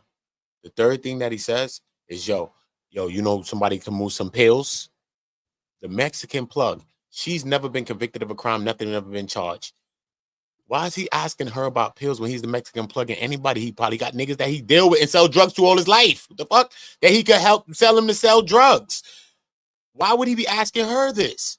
The whole time, the first call, you hear me? The first call when he asked her that about the pills, who's in the car with her? Because there's 2 ways that this is written in the paperwork. In one work, I think at the Frank's hearing, and I think it's one in the paperwork. So it's written 2 ways. In one instance, they say, she's in the car with Chroma. Chroma overhears it and tells her, yo, say yes to the pills. I think he about to put CS2 on it to go deal with that link up the pill business. Boom. The next instance say she's in the car and she puts Chroma somehow on 3-way, or she got another phone and she makes him listen to the call, but Chroma ends up hearing the conversation. So his first shit when he's talking about anything with her, she's in front of an agent and Suarez is already in the hots dealing with Tammy. Crazy. Salute to y'all. Let us get the 50 likes and then we working on 100. Let's drop 5 likes now and let's move on. Me and Suarez together. Was Suarez trying to do a movie on him? According to her, he was just checking on Demetrius. He was trying to see what was up with old buddy. That's okay, now we go get to this. So what made Suarez feel comfortable enough to start asking Tammy because she moved drugs?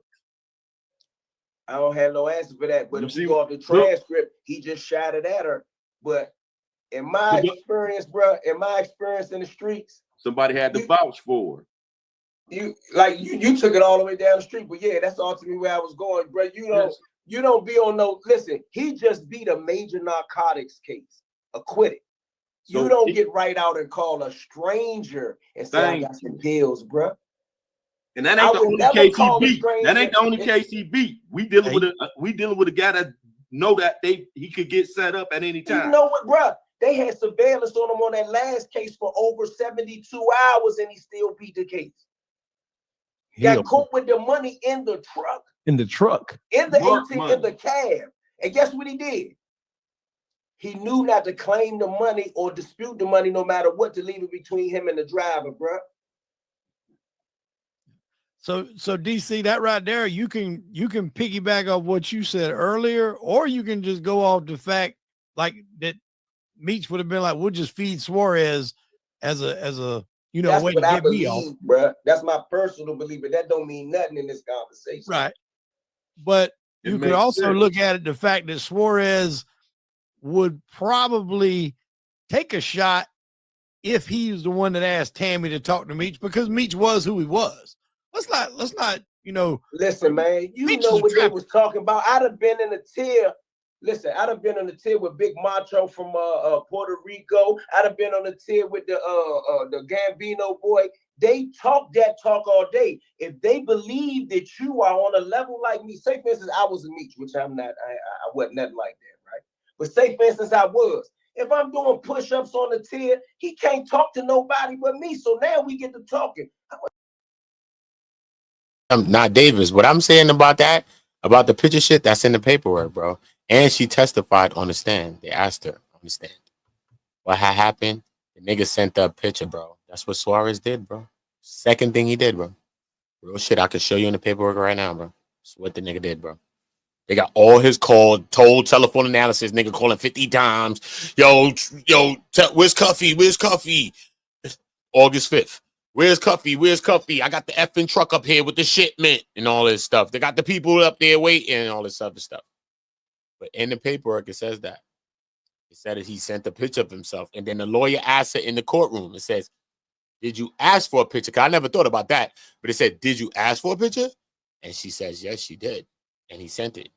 And then the third thing he says is about the pills. And Chroma's there listening, or she puts him on the call in a three-way, and he already hot. Real shit, that's all in the paperwork, bro. When I'm speaking, I'm just speaking about the paperwork. I don't be in my own opinion when I'm talking about this shit. You know what I mean? I just be about the paperwork, and we all trying to figure it out. But guess what? It's going to figure itself out in the end if there's something to figure out. It'll figure itself out. You know what I mean? I'm just getting to the paperwork. What you ever move? I got to move like I made $1 million one day. Man, I can get you 200,000, Joe. I can get you 20. Now we talking, and he believe it. He can, man, that's free food. Yeah. Who not gonna believe it? Meech gonna send you to somebody that can actually move the work. You gonna believe it, man. Look at this. After she was contacted by Suarez, right? Remember, she contacted the DEA about her being contacted by Suarez and all that. And after she was contacted by Suarez, I think at the time when she was debriefed by California is around the time when Suarez, this is later, a little bit later around that time, because Suarez ended up contacting Tammy now and telling Tammy that he wants Tammy to take a trip with him to St. Louis. But it says in the paperwork that Tammy declined. Right? For whatever reason, she declined. She's a damn rat, and what she's going with him for, obviously. But she declines. So then it says, further says that DEA St. Louis corroborated the story because Suarez was under investigation out there. They end up spotting him and seeing him and all that. And then she was debriefed by Cali. Because remember, Suarez had a trucking company that he owned and operated out of California, and already was under investigations that they was trying to be on his ass from in California. If that makes sense to y'all. That's all out my head. I had to close my eyes and remember that shit back, son. I got mad shit in my head conjungled. But yeah, that's what happened, bro. Real talk. I ain't gonna hold you. Real shit. This case is on the news. Yeah, that's what I'm saying. You gonna trust them to be able to do that. But think about it. If you're gonna do a sneak, because let me correct this. Me and Dogface and everybody done talk to on his platforms, The only thing I ever said is that I believe that they attempted to do it. And where I'm from, that's just as bad as doing it. I ain't gonna lie on the case, bro. I ain't gonna lie on this case. I ain't gonna lie on any of these niggas, bro. I'm just gonna talk about what the paperwork say, what either one of these people say out their mouth, and we all gonna figure it out together, bro. If you got an opinion, then you have it, but I'm saving mine. Somebody alerted them to the fact that there was a situation going on in Missouri that can cause you a problem. That's why he was never in no penitentiary. Like I think, I don't know if it was your man, but somebody said he walked the yard. He ain't walked no yards where they was really killing about paperwork. Those are the penitentiary yards. You might die in the FCI here or there, but you gonna die for sure in a penitentiary playing with those guys, because everybody mad they doing them elbows and them joints. Those are not. He didn't walk no yard where your paperwork was life or death. Like I done been to places where you can't even walk the compound and tell you, hey buddy, you got 30 days. Your best friend could be on the compound from where you from. Your 30 days up. Be like, come on, bro, you know I ain't right. Look, I know, but I don't want that to happen to you, so it's best for you to go in on in the hole until you get your paperwork. He ain't been no place like it. I ain't gonna say, you know, that's the white guy said he ain't no cartel and all that, supposedly. But Fidel got bagged with 97 birds, bro. And beat the feds, bro. 97 bricks, man. What you talking about, bro? They got him listed in the paperwork as the source of supply, regardless of what you think about him, whether he's a cartel or not. They got Big Meech and Cuffy Gatling listed in that same paperwork that's behind me up there. They got Big Meech and Cuffy Gatling listed as drug traffickers. So whether we think they got 50, 100 million, whatever we think they got, Suarez is above them niggas. You know what I mean? He Billy type nigga, 500 milli type nigga. Straight nigga, for real. You know what I mean? He's the plug. You know what I mean? He's listed as the source of supply. Point blank. Niggas going to him. Okay? So, well, regardless, we take it with a grain of salt, whether we think he the plug or not. The fuck? Nigga he getting back with 97 of them things at a truck stizzy. What are we talking about here, nigga? Is you getting back with 97 of them things? Come on, bro. You probably even got $97 right now. You looking in your pocket like word. Feel me? Nigga getting back with 97 and took him to trial and beat it. What? And beat it? What kind of bread you got to beat that and beat them? How you beat them? How they let you go? How you skirt off, get back to Cancun in Mexico somewhere, and you drinking limaritas with the coconut water with the lime juice squeezed in it? How you do that? Come on, bro. He connected somehow, bro. So let's just think on a higher scale, man. That nigga's someone, and they know he's someone. Trust. That's why I think he was working with their ass. But Cuffy says that he beat them and he was looking out for Meech and he was trying to help Meech with an appeal and he was cool with Meech and Meech was trying to set him up. That's what Cuffy says. Grain of salt, y'all, but that's what he says. I put that on my mom. Real talk. Good points. Now, why y'all think T went from wanting to fight his case, take it to trial, even though he on wiretap, to them taking Meech to have a private meeting with him to convince him to take a cop? I love to answer that question, but before I answer the question, Wade said something, and I had a conversation with a dude about this the other day. T talking about him going to trial is just a conversation of all the fucking wiretaps is on all the 50,000 phones he kept stored like a U-Haul truck. Right. He the one on the phone saying, don't call me on this phone, but I told you don't call me on this phone. Call me on that. I never read that either. That's what I'm telling you. So look, all I talk about is the paperwork or the things that the people in the case say out their own mouth. So that's how we got to put together all the stories, because the paperwork is a story. It's all these people's stories. The same shit. So if Cuffy's talking, the fuck, it's just like his shit is paperwork. Cuffy's living paperwork, homie. The fuck? Who knows the paperwork better than him anyway? The fuck? He the one who know that he figured out she a rat. Who you think figured out before us? Him. So what the hell? It's his case. Okay? He even speak about a Mexican nigga that Meech put him on to. What we talking about with that one? What had happened? What had happened? You know what I'm saying? You feel me? Henny, what up, girl? What's the vibes? You already know the vibe. Henny in the building. Sis in the building. Make sure y'all checking the sis out. Now we doing it. You know what I mean? I'm going to drop the link in a minute if you want to pop up with me and shit like that. But yeah, this is what's happening. This is what's happening, bro. You know what I'm saying? But a lot of y'all be talking all in the chat. Spade 9 and all y'all. Big Meech, that's you? Whatever. Yo, look. y'all don't want to talk. Y'all gotta lift y'all voices though, bro. Y'all can't be just want to write in the chat. This thing is called on go. This ain't about Twitter fingers. You being Meek Mill around here, homie. Cock my 9. I will cock my 9. This is not about you being Meek Mill. See what happened to him? Don't do it. We ain't Twittering, fingering around this month. We only fingering. I mean, when we that, when we ain't trying to be that, we don't go together. So y'all gonna have to lift y'all voices. You know what I'm saying? Y'all gonna have to lift y'all voices, man. Lift y'all voices. Speak y'all thoughts. Y'all feel this about me? Y'all feel this about that? Lift it up. Say it. Speak it. If I allow y'all to speak, you gotta have to speak, bro. I'm not gonna take you like I'm not gonna take a lot of y'all real serious, man. Because when I drop a link for you and you don't speak, I'm taking you as fluff, man. I'm taking you as one of them people in the protest that they fucking put up with the glass. You break the glass, you an instigator detractor. That's it, bro. And I don't want to look at my people in the chat, my leaders, as instigator detractors. It's great. I don't give a fuck. You send me a voicemail of yourself, nigga. Speak, let me play it. I want to hear what you're saying, man. And woman, I want to hear what y'all saying, man. Straight. Okay, I'm not with the get your hand on my pocket. Y'all send some old, and I'm not with it. Just know my mind is sharp. My name Uda on the roof, homie. Straight. That's my last name. On the roof. Not on the ground. On the roof with this shit. Sniper's view. So y'all gonna have to lift y'all voice. Again, salute to y'all. I love y'all all. Let's get that thing to 100. I'm not playing. Everything we doing is on 100 in life.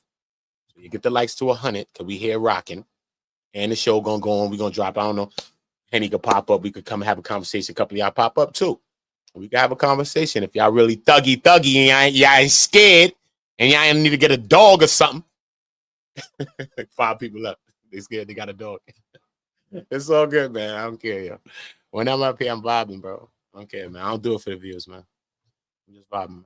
Salute to everybody in the building, though. Big up yourselves, man. I love y'all all, man, for real. Okay, boss. There ain't no recorders and me talking to nobody doing that. And that's what I'm saying. So this is what I'm saying. You would think it would have been Meech that said he want to fight it as opposed to T. So why was Meech ready to jump on the cop? And it was T that was all over the wiretap. Because you can't separate yourself from Meech. If T and Meech running a house, it's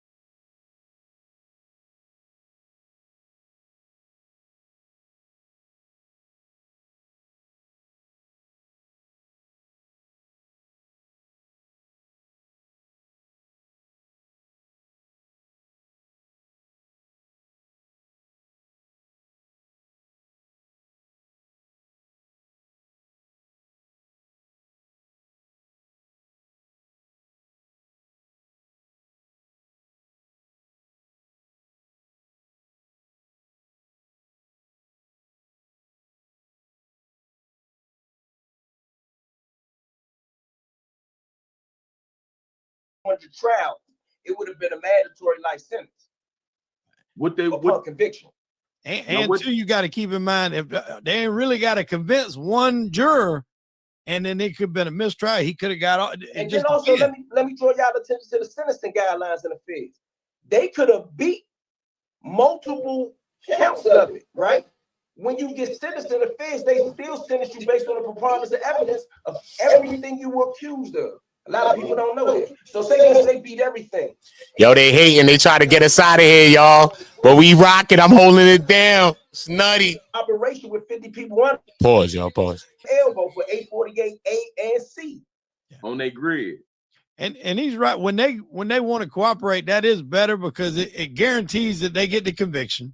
It avoids going to trial. It saves money. And even though you got a lot of evidence, you still secure the fact that you got a conviction, because there was a guy named Vinny Asaro who was with the Bananos. And if anybody's seen the movie Goodfellas, they do the Lufthansa heist, which is one of the biggest heists in American history. Vinny Asaro was arrested he was arrested for a lot of things. That was one of them, but he was on wiretaps talking about murders and where bodies were and everything else. I mean, like, you can't get any more guilty, and he walked. So it's not all the time, but it does happen. So when they offer to do that plea, they're probably pretty excited about doing that because, like he said, that's a on guard. Y'all gonna have to get this to 100 likes now. Nah, straight. They just try to clip me. You see the blank space on the stream? What the hell happened? Niggas try to get me out of here. Yo, this crazy what's happening, bro. Make sure y'all get me to 100 because it's a blank space, bro. I had to bring it back. I had to go out the stream, all kind of wild shit just now, so I had to teleport to come back to y'all just now, homie. Yo, drop a like for the teleportation I just had to do, dog. What happened? Conviction. That's going to bump all their conviction rates up. They get to say, we got Demetrius and Terry Flenory. You know, they play guilty, and it avoids going to trial. It saves money, and you know there's no chance of them beating it through any sort of technicality or good lawyer work. I had a But I'm gonna question tell for you you. this too. I ain't saying that when you was talking earlier. You was like, you know, a lot of these guys, like where I'm from, we got 10, 15 guys that went down on the 848s and got the life sentences and got back on appeals based on fighting, prosecutorial misconduct, different things like that. So, you know, I'm not one of those people that believe you go to trial and you get life and it's over. I got too many homies that I see every day. I work out with, I talk to, they had 2 life sentences on 848B. So, you know, it can be done. Mm-hmm. So I have a question, right? So, Wade, when you examine this, and you guys have done hours and hours of what we call yeoman's work, that's a military Navy term for doing a lot of good ass work. You've done yeoman's work, you and the brother Pete. Mm-hmm.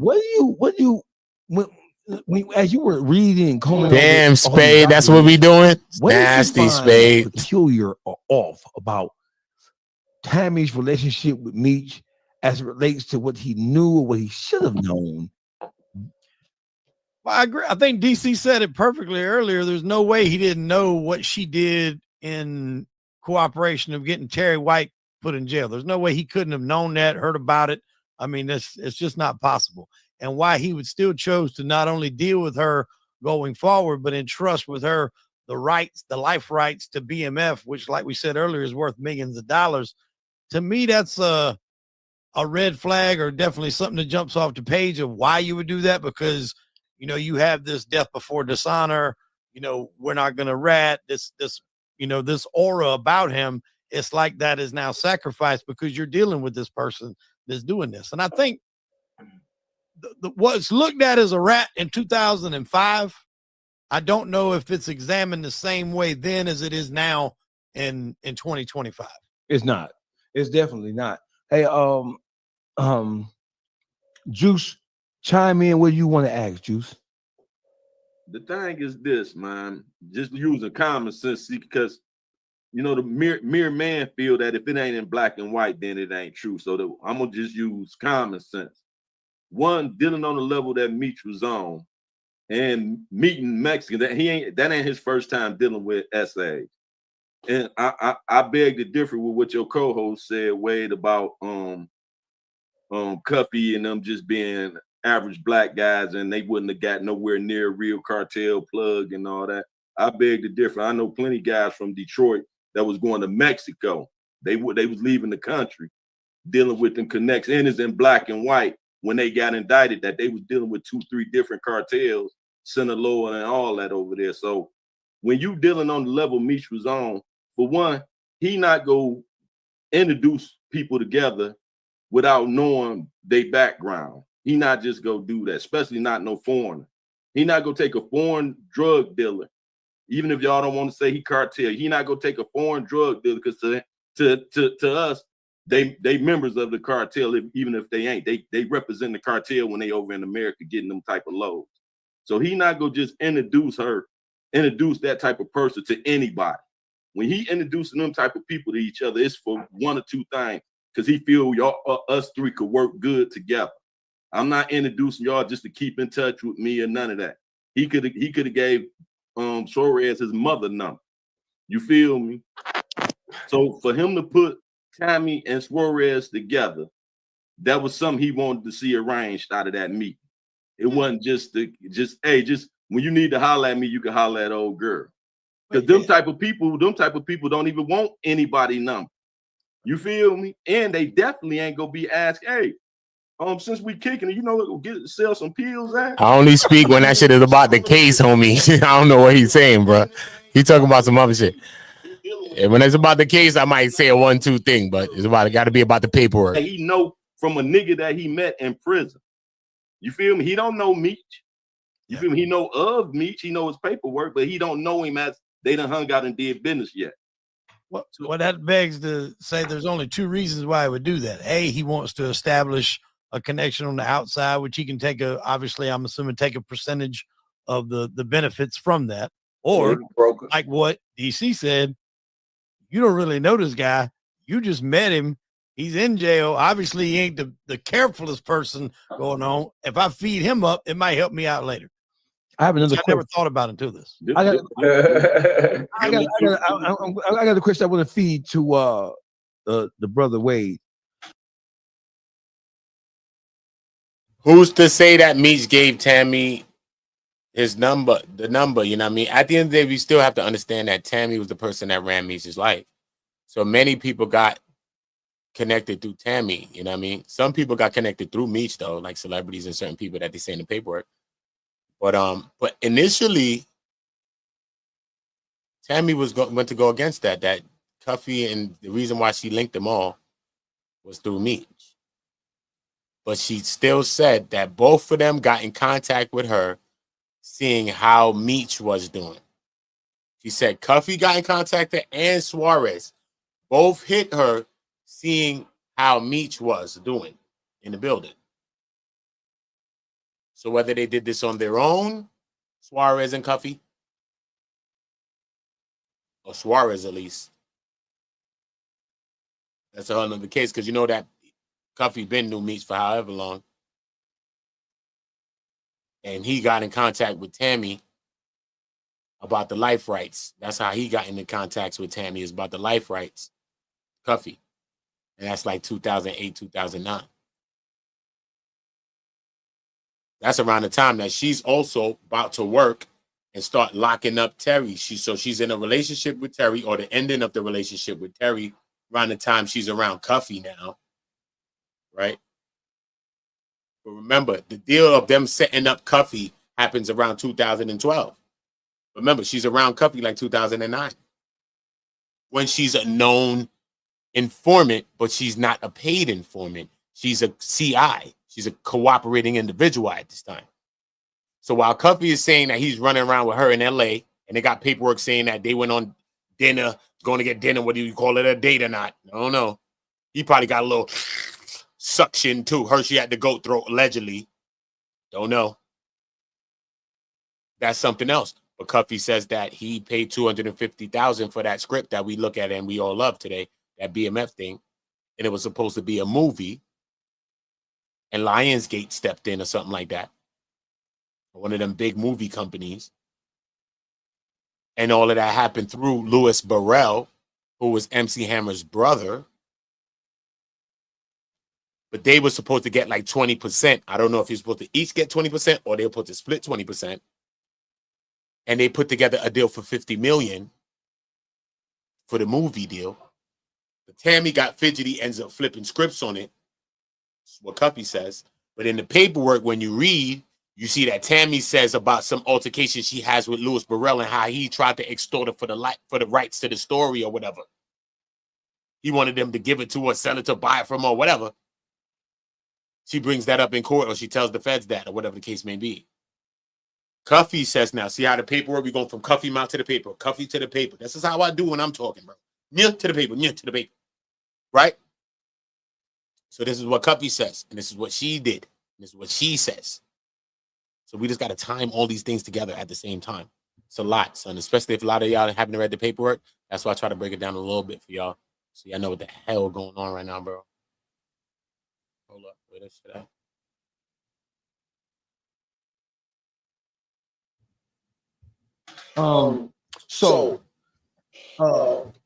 We know that Cuffy, I have to say this because we want to get a point of clarification out. Cuffy, when he was dealing with Tammy was Meech's liaison or ambassador, for lack of a better expression. Cuffy is the one, according to him, who told Tammy, hey, secure those life rights for him. I'm gonna put my money up. I have the contacts with MC Hammer's brother out in California. Get him to sign his life rights over so we can start to move this process along. Cool. And we're gonna get right to that because I just mentioned that, right? He just mentioned that, right? But we're gonna hear Cuffy himself speak about it because that's how I'm talking. So when you watch me on my channel, all right, I'm not capping, I'm not talking my own opinion. I'm talking the paperwork, I'm talking what's been said from the people that's in the actual situation. Not my thought of what I think about shit. I never call Cuffy a rat or Meech a rat. The whole time in life, I'm a nigga from the streets, and I did some of the same things they've done. But I'm just saying, I've always wanted Cuffy free, and I've always wanted Meech free. So Meech is free, what the fuck? I want Cuffy free still. What the hell's the fucking problem? So that's how I'm on it, period. I want Cuffy free too. That's why I started to go petition. I want everybody to sign the paper because we want Cuffy free too. If Meech's not a rat, he should want Cuffy free because you still was working with this person who was a bona fide rat. And you enabled her and you empowered her. You gave her life rights. So where I'm from, come on. So all I'm saying is let's just free Cuffy and maybe we can start moving forward with life. You know what I'm saying? That's all I'm saying, bro. That's all I'm saying. Look. CS1, Tammy Cowins. Story and the life rights of Meech, what y'all was trying to do with that? He introduced me to Tammy around 2009. My job was to procure a movie script. And so that's what we were working on. I told her that she needed to get his life rights and that I would get us a deal, which me and Louis Burrell did. Louis Burrell is an Oakland nigga who was MC Hammer's big brother. Got you. My nigga, we go way back. I fucked around with him on the music tip. Years and years ago, good nigga, got Hollywood in a headlock. And so me and Tammy have been taking meetings in LA for years, starting back in 2009. So we had nothing to do with any drugs, anything. It was perfectly legal. As a matter of fact, all of it is documented in the case, in the paperwork. All right. So we hear Cuffy say it himself of what his tie and how he came into the life rights or telling Tammy or the BMF series or whatever. We heard it from Cuffy. Okay. So when I'm speaking about Cuffy, because I got the audios from him, and that's what he's saying. And I got the paperwork about what the hell he's talking about. That's what I'm reading. I got all them shits right here, scattered all around me. Shit look like Silence of the Lambs in here. You never seen when Shirley was working on the case? My shit look like Silence of the Lambs. All I'm missing is, what's the nigga name? Anthony Hopkins? Shit. Look, bro. All I'm missing is Hopkins, homie. All I'm missing is Hopkins, and it's not all of it. Got papers all around me, bro. Shit like Silence of the Lambs around here. It's great. So when I'm talking to y'all, trust me, when I'm saying subscribe, if y'all talking about this stuff, subscribe to my channel because all you're going to get is the information, the case, the things y'all ain't read, I'm bringing up to y'all. So I'm updating y'all. Whatever your opinion is what y'all opinion going to be. Like anything in life, bro. And we can't judge each other for our own opinions. I don't really have one in this. But we can't judge each other for our own opinions, even if anybody does. That's why I don't judge nobody. I don't block nobody. I don't care. Have your own opinion. But at the end of the day, we have to get to the case and the paperwork. So that's all I try to do is update my people, bro. Look, just know this. Did you know that? Did you know this? Look, boom. Y'all can read the free 32 pages. Dionne Gatling, Frank's hearing. Go find it. You're going to see it pop up on the side. Do it on your phone. You're going to see it pop up on your side. It's going to pop up with a picture on the side of it. And it's going to have right, like a picture of a paper, of a court paperwork. And it's going to have red letters on the top. Everybody at least read those 32 pages while you're watching these YouTube videos. Because you're going to be watching people that don't even know what they're talking about, bro. And they're going to act like they know the case, bro. You feel me? So you need to inform yourself as a viewer, not just listening to me or listening to nobody. That's why I got full paperwork readings. I read the whole 32 pages on my channel. You could go back. I read the OIG investigation. The shit when Chroma and Keith Chroma and Tammy, they got investigated separately. Nobody else read that. I read it live, the whole thing. Boom.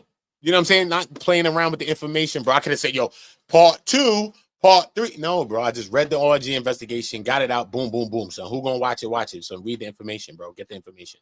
This is how we got to get it, bro. We're not trying to clout chase this information, bro. The fuck, my nigga? This ain't nothing to clout chase, bro. If I'm getting some views from this shit, thank you, Jesus. But, bro, this shit ain't no shit to clout chase, though, my nigga.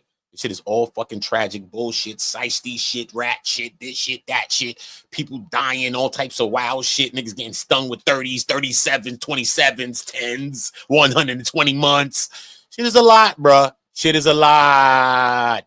Tamara Gatling speaking out, daughter, Cuffy, all that. I ain't seen my dad since when. Shit is real, bro. The shit is heavy. Shit ain't no joke, son. I done got people affected by some of this shit, too. Niggas done ratted on niggas. They done ratted on me in life. Fuck, I done been behind the wall. Shit is real, my nigga. I done been outside. So at the end of the day, I understand that shit. And that's why, I went and got the paperwork and printed all 200 or something of these pages, bro. I didn't have to. Did I have to? No. The young nigga that when I printed it in the paper store, so I ain't never know they still had a copy paper store. On God. Yo, bro, the young nigga looked at me like I was crazy. He bugging, you serious? You gonna print like 300 pages? For what? You got a phone, homie. You dumb? You about to spend 25 cents a page for all that? I said, bro, give me the paper, bro. Give me the paper. Because if I'm dealing with a case like this, bro, I want the paper in my hand like this. Because if it was my case, I would have the paper, bro. And I would be going through the paper, thumbing through all 1,000 papers, making circles like that on the shit, and treating it like my paperwork so I can start to understand it. This ain't no fucking clout chase shit for me to grab 2 pieces of paper and say, hey, today's video, I could do that. Look how much pages I got. I can have a fucking 100,000 views right now. Do you know that? I don't give a fuck about this dumb shit, bro. That's corny, bro. You go ahead and do that if you want to, bro. When I read this shit, I'm reading.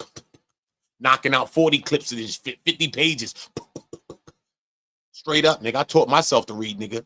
Watch it. Read a Rainbow, nigga. Remember? Reading the Rainbow. I can go anywhere. Yeah, nigga. Yeah, nigga. I was in the street selling crack, nigga. Facts, nigga. From 13, nigga. On God. Straight. God saved me, got me out of it. So I ain't lying. Nigga, that's what the fuck, nigga. And I wasn't selling for nobody. I sold for myself, nigga. What is you talking about? Facts. And older niggas allowed me to do it. And they was like, you know what? Yeah, he got something. So imagine my psyche if I ain't fucking psycho or not. Yeah, figure it out. But look, work. That's what we dealing with, homie. Paperwork. So have your own opinions, but I'm dealing with the paperwork. Fuck what nobody said. Tammy, she didn't just have control of Meech's life rights as far as his story, the BMF story. She also had a power of attorney over him. So if Meech would have passed away, or if he would have fell gravely ill while he was incarcerated, Meech's mother, his children's mother, his sisters, they would have had to go to Tammy to get Tammy's. So not only did he sign his life rights over to his story, but he signed the power of attorney over his entire physical being over to her.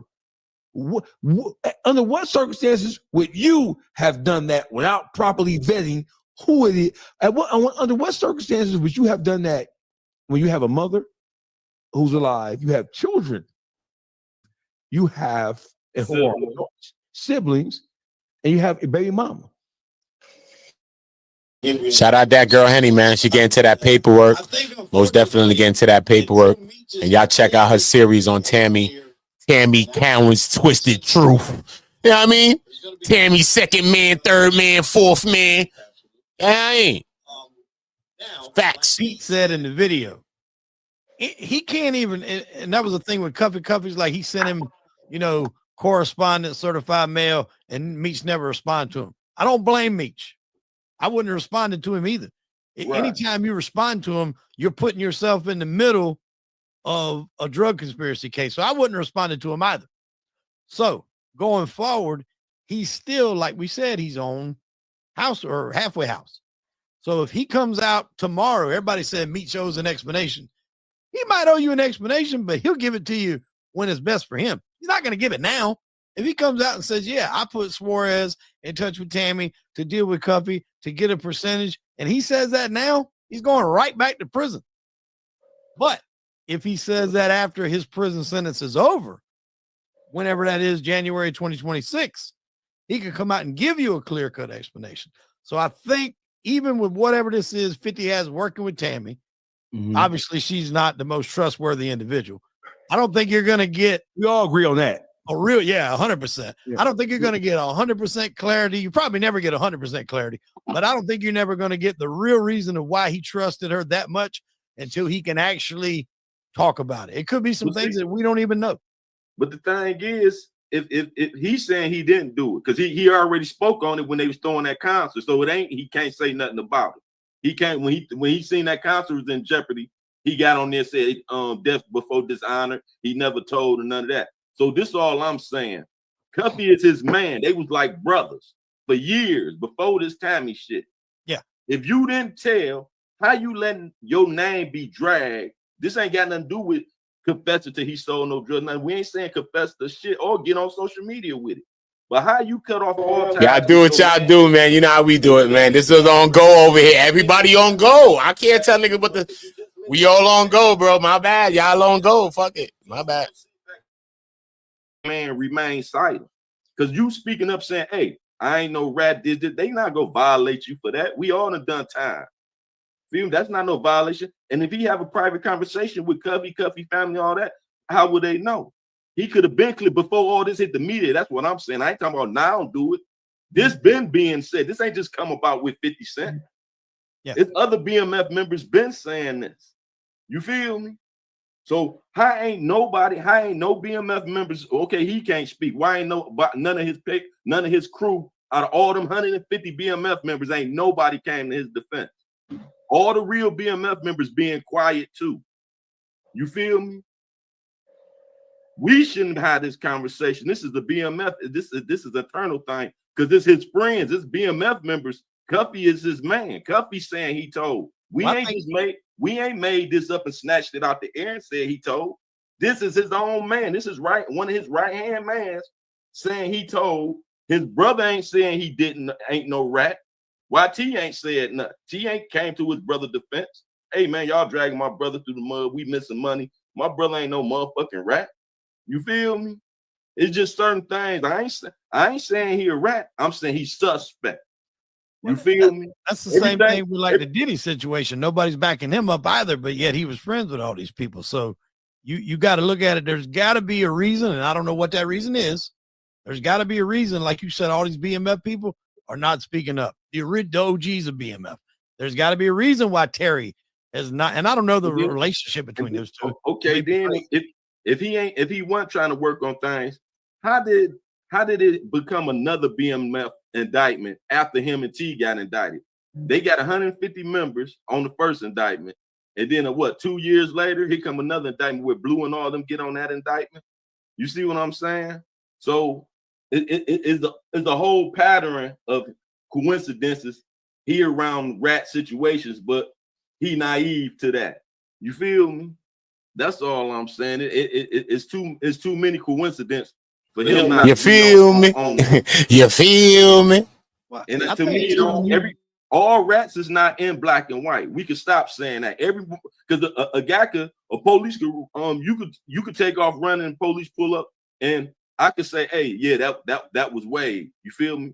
And when they catch up with you, if they catch you the next day, yeah, you ran from us the day before. Yeah, we know that was you. Oh, what y'all talking about? And they take you down. Did I rat on you? But I'm not in your paperwork. You see what I'm saying? So that's why his fans and his supporters want to see it in black and white.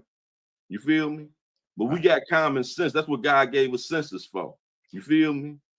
Everything, a motherfucker ain't got to slap. I ain't got to touch a fire to know that fire hot. Well, when you're running an enterprise the way Meech did, that stretched as many different areas that he did, it's almost impossible for you to not have some sort of affiliation with somebody that ain't on the up and up. That's just fact. You're not going to get a crew of 100 people that are 10 toes down 100%. There's going to be some that's going to fold in there. You get a crew of 100 people that's solid.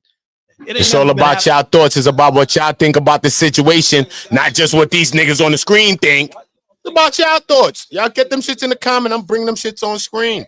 Trust me, thousands of people gonna see this video. Y'all on screen.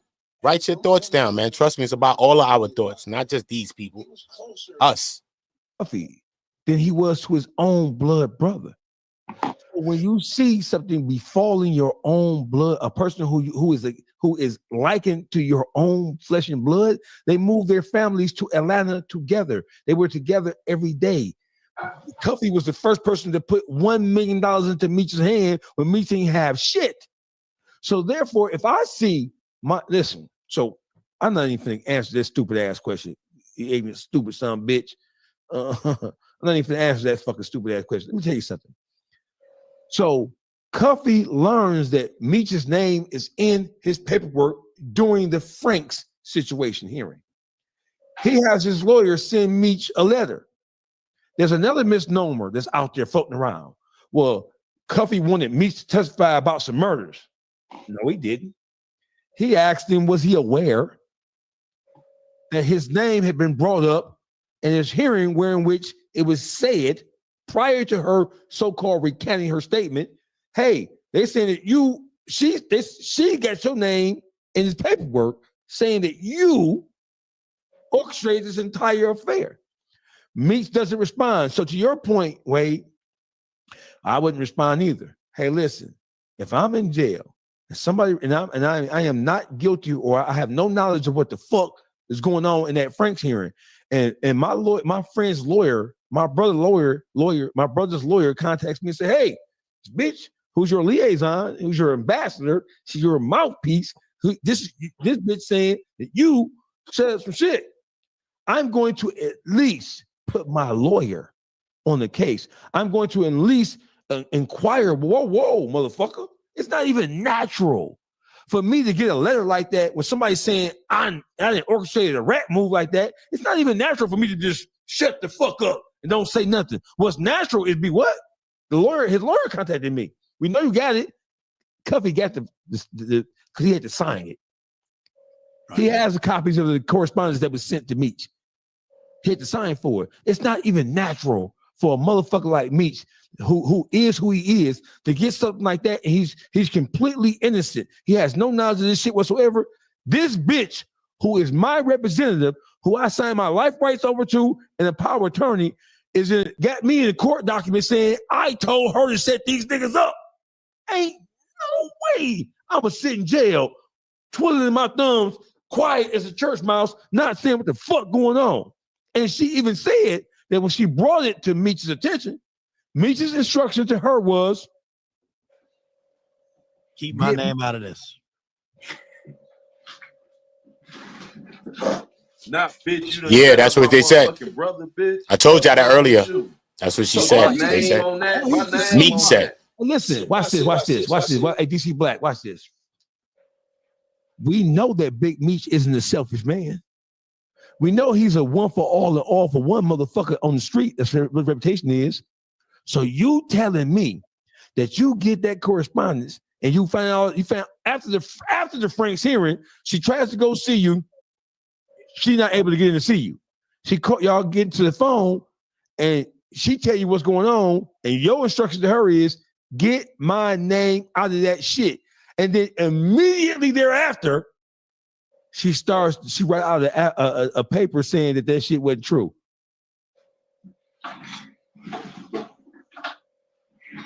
That the information that was in the affidavit in order to secure the wiretap wasn't true. Immediately after she receives instruction from Meech to get my motherfucking name. Don't forget, Meech is her cash cow. She smells the blood. They've been shopping the deal. That's millions of dollars. Like she has right now. All the money go from BMF. She's the executive producer, not Meech. get my name out that shit. 1 + 1 is 2, even in China, even in Bangladesh. That's a thing that's been said a lot of times. Like there's different variations of what he said. Did he says what I heard was keep my name out of this. Meaning, and how I take it is out of this deal. I've heard people say keep my name off the paperwork, keep my name out of this situation. I've heard a lot of variations of what exactly was said. Who do we know? Are we going off what Tammy said? He said, "Hey, listen, it's tomato. It means the same thing. Hold on. Yeah, but you got to consider the source. Is what I'm saying. That's where I'm coming from. Mr. Wade." Tammy said, he said, keep my name out of the mess. Whatever you think that means, you can speculate, but I'm just saying that's what he said. Frank's hearing. So when he's instructing her to get my name out of it, keep my name out of it, don't put my name in it. Bitch, what you doing, ho? They ain't talking about jump roping on Hollywood. But that also to keep my name out the mess. I mean, because that's all it said. He said, keep my name out the mess. You could say, oh, keep my name out the mess, meanie rat. You could say a bunch of shit. You could let your mind run and run, whatever. But I'm just saying, well, Cuffy says that Keith Cromer testified that he was aware of the deal. Meech was aware of the deal, and like he knew what was going on with Tammy doing the setup things or whatever to get him or whatever, time cuts or whatever the case may be. I'm guessing he's leaning towards. I never seen that with my own eyes, though. That's what Cuffy said. I'm still looking to it. I want to see that, but I never seen that yet. But that's what Cuffy said. So you got to take. I'll play a clip for you, but you just got to take it with a grain of salt. But that's like paperwork, because Cuffy's living paperwork. So I'm just going to mention it because we got to put everything together. It's like a puzzle, a jigsaw puzzle, bro. So you may know it, you may not. But we're just going to deal with the factual things that's in the paperwork. That's all I'm dealing with. Hollywood Boulevard. They ain't talking about power surfing in Malibu.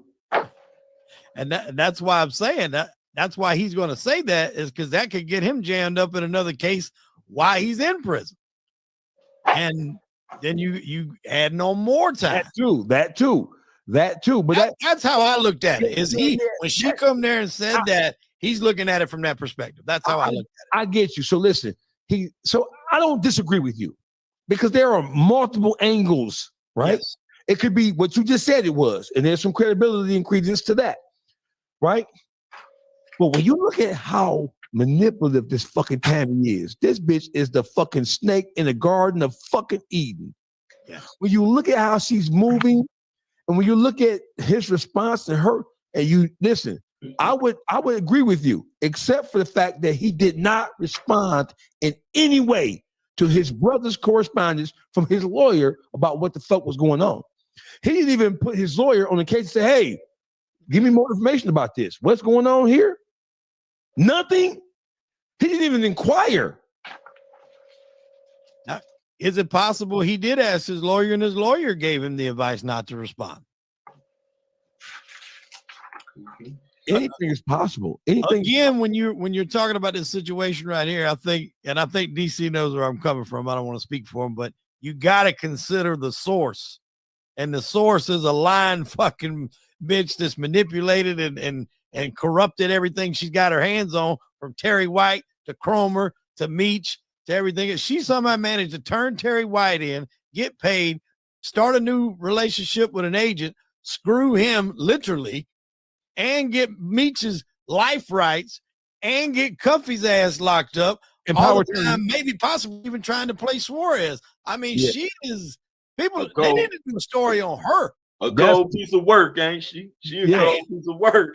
I ain't never really broke it down like that until right now, but that's a damn TV show in and of itself. And listen, that is. Did you ever watch The Queen of the South, Wade? Yeah. That shit and the twists and turns of Tammy Cowins' life. That shit that is an amazing story. America, she would be the darling, rat or not. She would be the darling of Hollywood if they came out with her life story, because that shit, she's an adventurous bitch. That's what 50 needs to be doing right now. Yes. Damn a documentary. He need to be doing the Tammy Cowins show. That's an instant hit. Hey, listen, Her shit is gonna be an instant hit, bro. you want to take us out, Hollywood Way? I thank you, my brother. I appreciate your time. Yes, sir. I appreciate you having me. Anytime you ever need either one of us for anything, for content or just a conversation, just to bounce some things off the wall, doesn't matter. I'll put my number in your DM, and you can reach out to me whenever, however.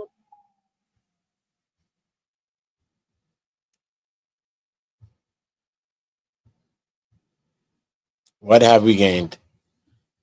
A lot of speculation in this stream. A lot of speculation. I will say that. A lot of speculation. You know, when you're reading the paperwork for yourself, you can feel what you want to feel. You know what I'm saying? Some people got their own eyes, and he's like, nah, nigga, that's what I know. I was talking to a guy the other day on a podcast. He's like, nah, nigga, I came from doing 15. I went to a channel. He's like, nah, who that? I don't want to go. I'd bring your ass up here then, nigga. I got something to tell you and the nigga Sean G. I'm like, what the fuck? What happened? I'll go up on the panel, go talk with them. He bugging, yo, said I came from doing 15. This will matter. Bruh, just because you came from doing 15 or you came from doing 10, I understand you. Shout out to you. You here, you home. I get it. But everybody's case is not the same thing, man. You know what I'm saying, bro? Everybody's not the same deal, bro. Not the same case. I'm not saying deals because anybody take a deal. I'm just saying everybody's not the same case, bro. You know what I mean? So you got to let the paperwork speak for it. You know what I mean? So some of you leaning on one side, some of you are leaning on the other sides. I see y'all. You know what I'm saying? I'm not knocking y'all for however you feel about however you feel. But if you are leaning away, left or right, Cuffy or Meech or Cuffy, I think that you should at least be reading some kind of parts of the paperwork, at least. 32 pages of the Frank's hearing. If you don't want to read them, I have the whole paperwork reading on my channel. I think I read that shit twice because motherfuckers act like they don't see. I said, you know what? I'm going to read these 32 again. I'm not even going to rewind it. I did it live twice. Boom, boom. I could have just copied and dropped it again, right? No. Walk us through again. Let us get this guy. Boom. Now, when we got that, I move past that now. But I still bring up the Frank's hearings. Still. Yesterday, I bring it up all the time still, even though it's the 32 pages. Yeah, even though I got these 270-something pages of that, of the case, and all kind of other parts of the case. No. I still bring up the Frank's hearing and the affidavit and all of these things, because then you understand what the hell's going on. So this is a whole timeline on this stuff. There's a timeline. Feel me? Dating back at least to Terry. At least to Terry. You know what I'm saying? From Terry, this is why I've been on my Terry Cuffy connection. The Terry and Cuffy Gatling connections within the case. Not to say they have connections as who they are. Because Cuffy's a Cuffy, like a Meech. And Terry was a big fish too, getting his bread too. But, you know what I mean? He was a known rat. Terry. You know what I'm saying? He ratted. From 93, you know what I'm saying? First conviction Terry court was I'm getting in that today. That was the crazy thing. That's what I'm gonna show you. I can show you right now. Who's this? Timothy? No, this is Timothy Lamont. This is Timothy Rush. Hold up, let me see. I can bring it up right now in your face. Hold up, where it's at? It's right there, right? I gotta bring it up as a window. Hold up, let me see. I could bring it up and show y'all, but yeah, that's what I'm gonna do. I can show y'all, bro. But at the end of the day, he was a rat, though. He was a rat from day one. But what the connections in the two cases is this, that I've seen, besides many other connections. One major connection between Terry, who was the first setup, Tammy's first target, you know what I mean, who she hit, you know what I mean, coined the phrase from that girl Henny, you know what I'm saying, Tammy's first target, you know what I'm saying? Fact, because she did a video of this shit. But, yeah, you know what I'm saying, how she set up Terry. I'm not saying how she set him up with similarities in that, because she got smart. Because remember, that was her first works, really, that we know of. She probably been working. I think personally she was working with Terry. That's my thought. Yeah. Because Terry was a known rat since 9-3, right? When Terry's being cross-examined on the stand, this is why I want to bring up this case. I got to bring this shit up so y'all can see it, bro. I might have to, bro. I might have to. So you can really see it for yourselves, man. Hold up, let me see if I can just bring it up. I might have to, bro. I really might have to. so y'all can see how it worked out with Terry. You know what I'm saying? And how Terry was a rat from day one. You know what I'm saying? Terry was a rat from day one. Yeah, I'm looking up for the same time. But look, Terry was a rat from day one. You know what I'm saying? 93 ain't day one. That's a long time ago. It's day one. Fuck it. The nigga Terry was in court, right? Being cross-examined, okay, by Mr. Martin, who's the prosecutor at the time. And he's asking him about Agent Prater and all that. Hold on, let me see how I can screen share this to y'all. Right, look, boom. He's asking him about Agent Prater. Agent Prater is the guy who supposedly was supposed to make a deal with Terry. You know what I'm saying? He's the agent that's locked up Terry or whatever, dealing with Terry. And he's telling Terry, like, yo, man, you're going to make this deal. So this is my next video. My next video is about this deal that I'm doing later on tonight. It's about the deal with Terry and the whole shit with Terry. And so the little clip that I did today, the 1 minute video, is on that. It's on that Terry shit that I just uploaded a little while ago earlier. I just uploaded 1 minute, 40 seconds just to preview what we about to get into a little while today. This stream ended up happening, so I ended up doing this. You feel me? So boom. I think I got a screen share. Hold on. Let me figure this out.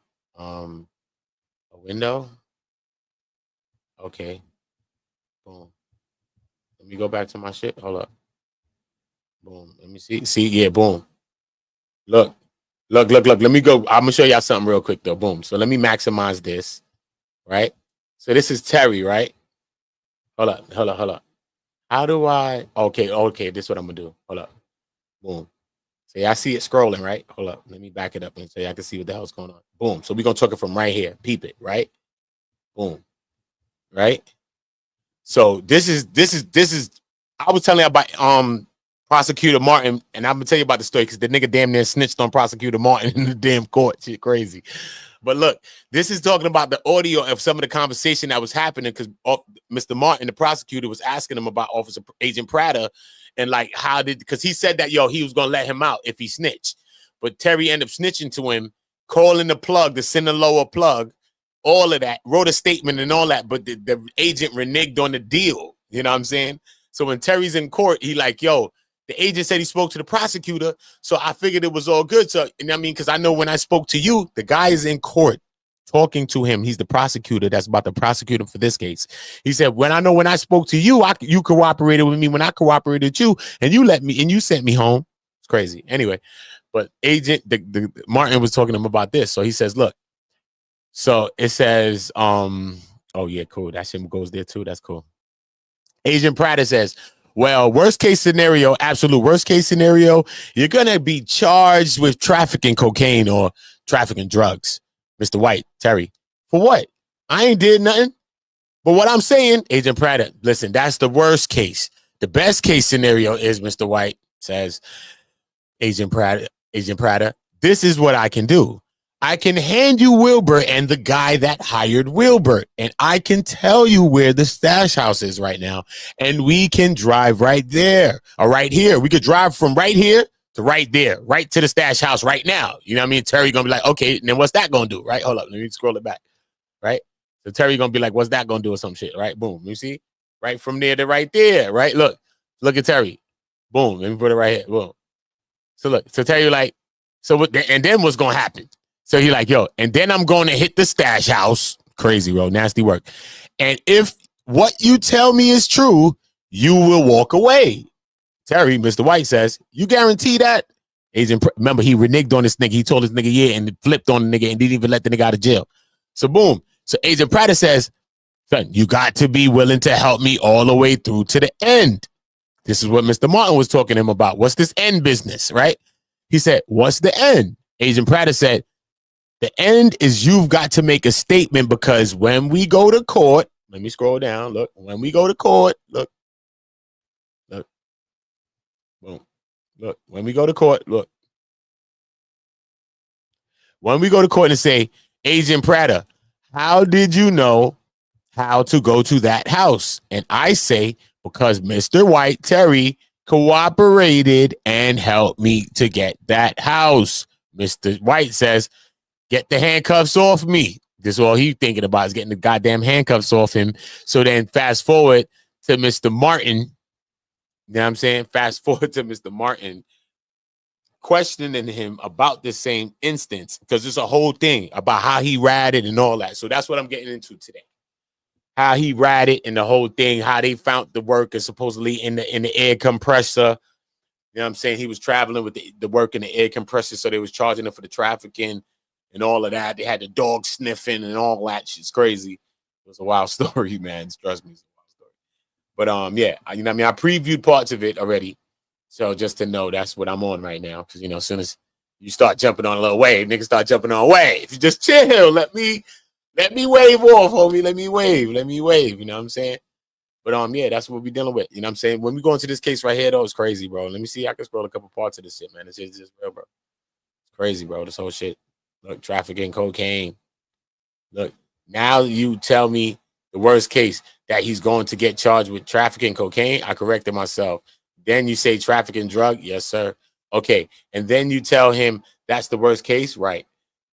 That was the situation we were in at that point. Then you tell him the best case is that Mr. White says to you, this is what I can do. Right.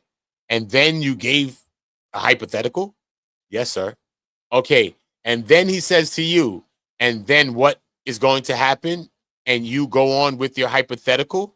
Then I'm going to hit the stash house, and you use the words, if what you tell me is true, you will walk away. You use those words, right? Yes, sir. And he says to you, you guarantee that? And you answer, you have got to be willing to help me all the way through the end. Yes, sir. And he says, what's the end? Right. Yes, sir. And you say the end is that you got to make a statement, correct? That's not all that I said. You said that the end is you have to go and make a statement. Is that right? Those are the words. You are cutting it off before the rest of that sentence is finished. Go ahead and read the rest of it then.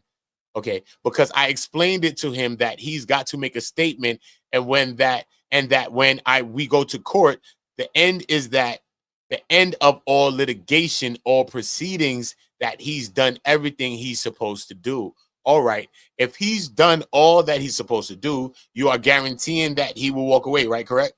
Yeah, no, sir. Right before that, you said, and if what you tell me is true, you will walk away. You said that, right? I said that. And you followed that, and he says, you guarantee?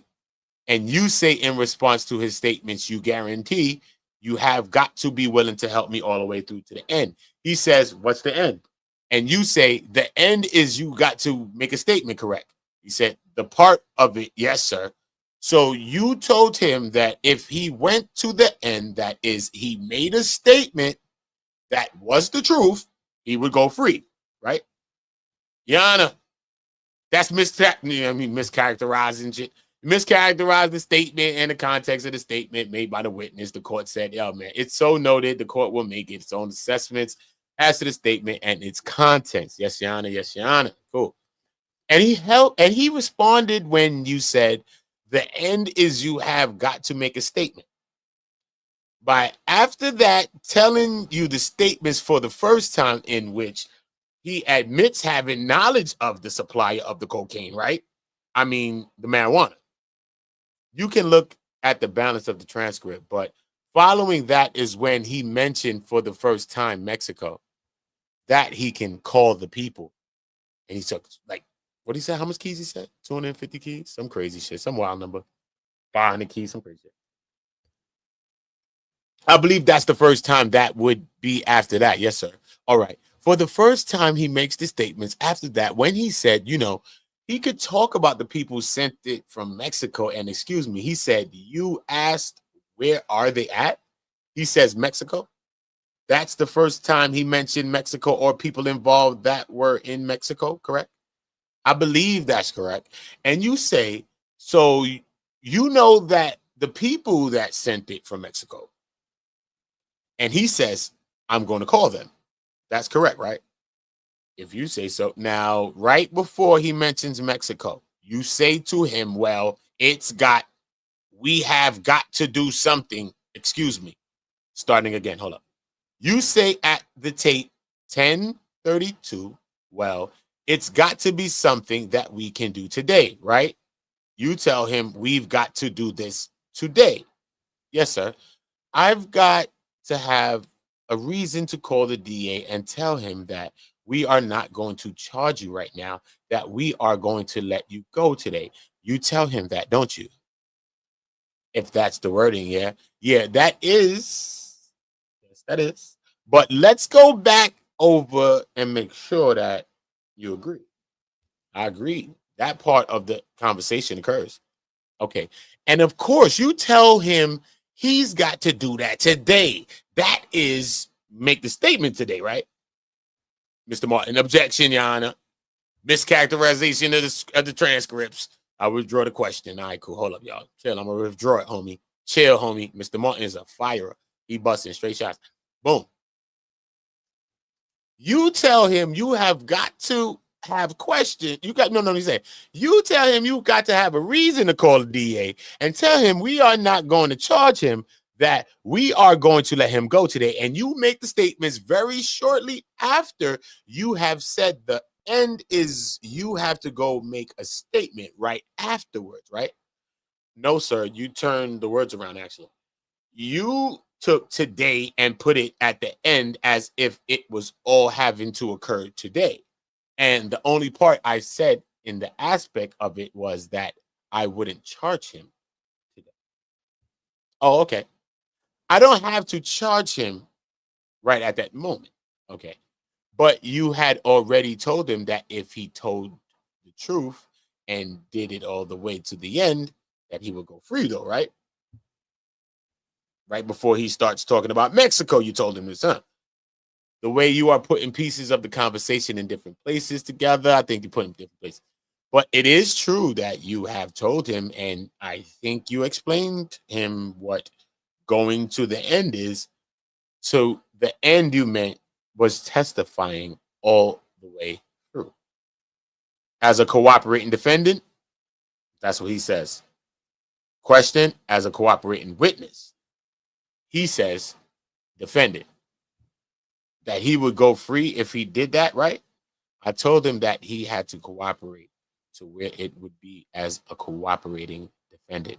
No, you told him he would go free, actually. Question. I said the truth shall set you free. You said that in the first conversation, right? Yes, sir. And you told him here that if what you say is true, that you will walk away. You told him that in the second taping here too, right? I told him, see what I'm saying? Like, yo, bro, we getting into these cases, bro. Trust me, this is what I deal with. I deal with straight work, homie. Look, where the fuck my tie at? Yo, you send my tie? I'm joking. Right? Listen, nigga, where the tie at, homie? Fuck wrong, niggas. So I told you, y'all, I'm getting into work. Okay, look, I'm gonna show y'all this. Look, this is the type of shit I'm on right now. Look, I'm about to screen share another shit. Boom, I just gave y'all a little bit of that. That's Terry. Go to my channel, see the real Terry. I got mad clips of the Terry shit, videos. I'm reading paperwork, all that same shit. Boom, right? Let me stop sharing this window. Bang. Right, look at this. This is what I'm dealing with right now. This right now is another thing I'm dealing with right now. Look, so you can go on my channel, you see this. You're gonna see the animated picture of the guys in court. It's a picture, a drawing. And you're going to see a guy like Cuffy, and he got a diamond, he got a chain on, jewelry on, and say he's in court with jail clothes on. But he has a chain that says CUFF on it. This is where I'm talking about Timothy Lamont Rush. You know what I'm saying? Look, let me show you. This is Timothy Lamont Rush. So when I'm dealing with this shit, bro, I'm dealing with paper, bro. So I'm not talking from no asshole's perspectives, bro. Look, Timothy Lamont Rush, man. Look, this is one of Cuffy Gatling's co-defendants. Okay? Later on, I might give y'all a tidbit of the Lorenzo Gibbs. I got some of the Lorenzo Gibbs. You know what I mean? So look, in this 27 pages, I think I read, if not the last few of the last couple pages, I still have to read of this. I done probably read like, if not like 19 or some pages, 20. I don't know, bro. Because when you get the reading pages, it's wow. You know what I'm saying, homie? It's wow when you get the reading pages, bro. You know what I mean? So now, I mean, so we understand it. We trying to get the understanding of this guy. So when you read about him, I could read some of his a little bit. Let me just give y'all a little gist. So there's a little chop. You know what I'm saying? So y'all know how I'm dealing on my channel. When y'all subscribe and y'all dropping likes, let me see what y'all doing with the likes, yo. I'm wasting time with y'all if y'all ain't dropping likes. What am I even doing? Dogface done talking. I could have ended this stream, talk about it on my own thing. Come on, 58 likes still? Nah. Y'all got to drop some likes right now, yo. I'm not doing that. And subscribe to the channel. You know I'm not capping to y'all. And y'all have your own opinions, and I don't care. But I'm just going to show y'all all the paperwork to give y'all opinions, some clarity, or whatever you need. That's what I'm doing. Period. You feel me? But get the likes up. We need 100 likes on this video. Straight. I'm talking about this real shit. We going for 3 hours. We're not doing this. I love y'all for real. Okay, we on go here, though. Likes is on go. Everything is on go. Right? So, boom. When we go to Timothy Rush, right? Bang. Look, let me zoom him out a little bit. Bang, right? Right? So, boom. So, look. So,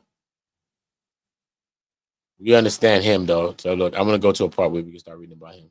I think we got to get through the fluff, though. Hold up. Under design factors. Rush contends. Nah, hold on. Wait, let me see. Look, that Title III warrant at wiretap. That in Gatling's telephone, remember, this is what Tammy did. Tammy's affidavit led to this. Okay? Led to that. Title III warrant of affidavit of Gatling's phone, which is how they end up getting phone calls or whatever they're getting, talking about bodies probably and all this other shit allegedly. So, boom, right? So, let's see. The investigation into Rush and his co-defendants contained false statements and material omissions that deprive the warrants authorizing the wiretap of probable cause. As such, defendants contend all electronic surveillance evidence seized as a result of the wiretap, including evidence seized from subsequently authorized wiretap, must be suppressed. Rush contends evidence revealed through disclosures from the United States and presented at the Franks hearing goes to the weight of the United States case against him, which is one of the factors the court must consider in evaluating whether to detain under the Bail Reform Act. While I certainly considered the strength of the government's case, including evidence that there were Title III wire intercepts in assessing whether or not to grant the United States motion for pretrial detention, the strength of the government's case was not material to the order of detention. Rather, as reflected in the detention order and set out above, Rush's personal history and characteristics, such as lack of employment, extensive and serial criminal history, repeatedly poor performance while under court supervision, ongoing chronic and long-going term history of substance abuse, which was heroin. And I'm just saying that because I know that because I read the paperwork. I'm just saying the abuse was heroin.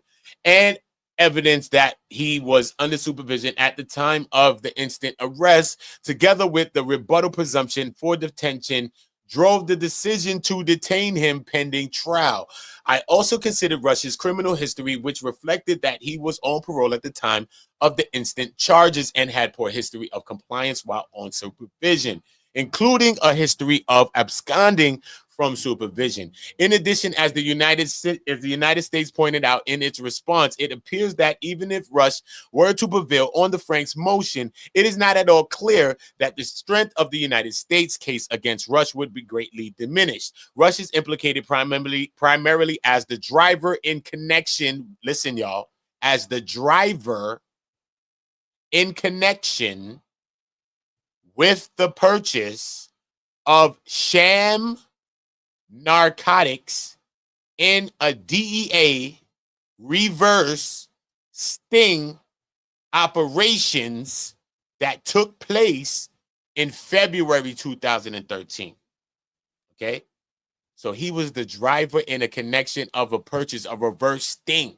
Okay? So is this saying like, yo, the DEA probably was the ones with the work and he was going to get some work for some people? What is the reverse sting? You know what I mean? Is the DEA the people with the work? Because the sting is supposed to be, you got the work, obviously, right? We setting up a sting. You have the work. They come send the buyer, the Fed guy. He buy the work. They buy the work. And you get bag, right? But this says a reverse sting. Remember, this is Cuffy Gatling's co-defendant. So they said it's for sham narcotics. So it was fake work. It wasn't even real work. And not only wasn't it real work, remember this Cuffy. Remember Cuffy and them got bagged. They locked up on some ghost drugs and ghost guns. There was no guns, and he's locked up for 2 guns. And he's locked up for drugs that there's no guns. There's no drugs. You see what I'm saying? But even in this part, we just read in a little instance of going into what? He was the driver. So look. So this is why we got to read everybody's case. This is why I'm going into Lorenzo Gibb. You can't find much on Andre Rush. You know what I'm saying? We know that when the Cuffy says that after the case was falling apart because Tammy was messing up with everything and she was flipping around and having sex with Chrome and all this other stuff, they end up flipping midway in trial and then charged him and Andre Rush with the bodies. Real shit. And we see that happen in this case right here, in this case file.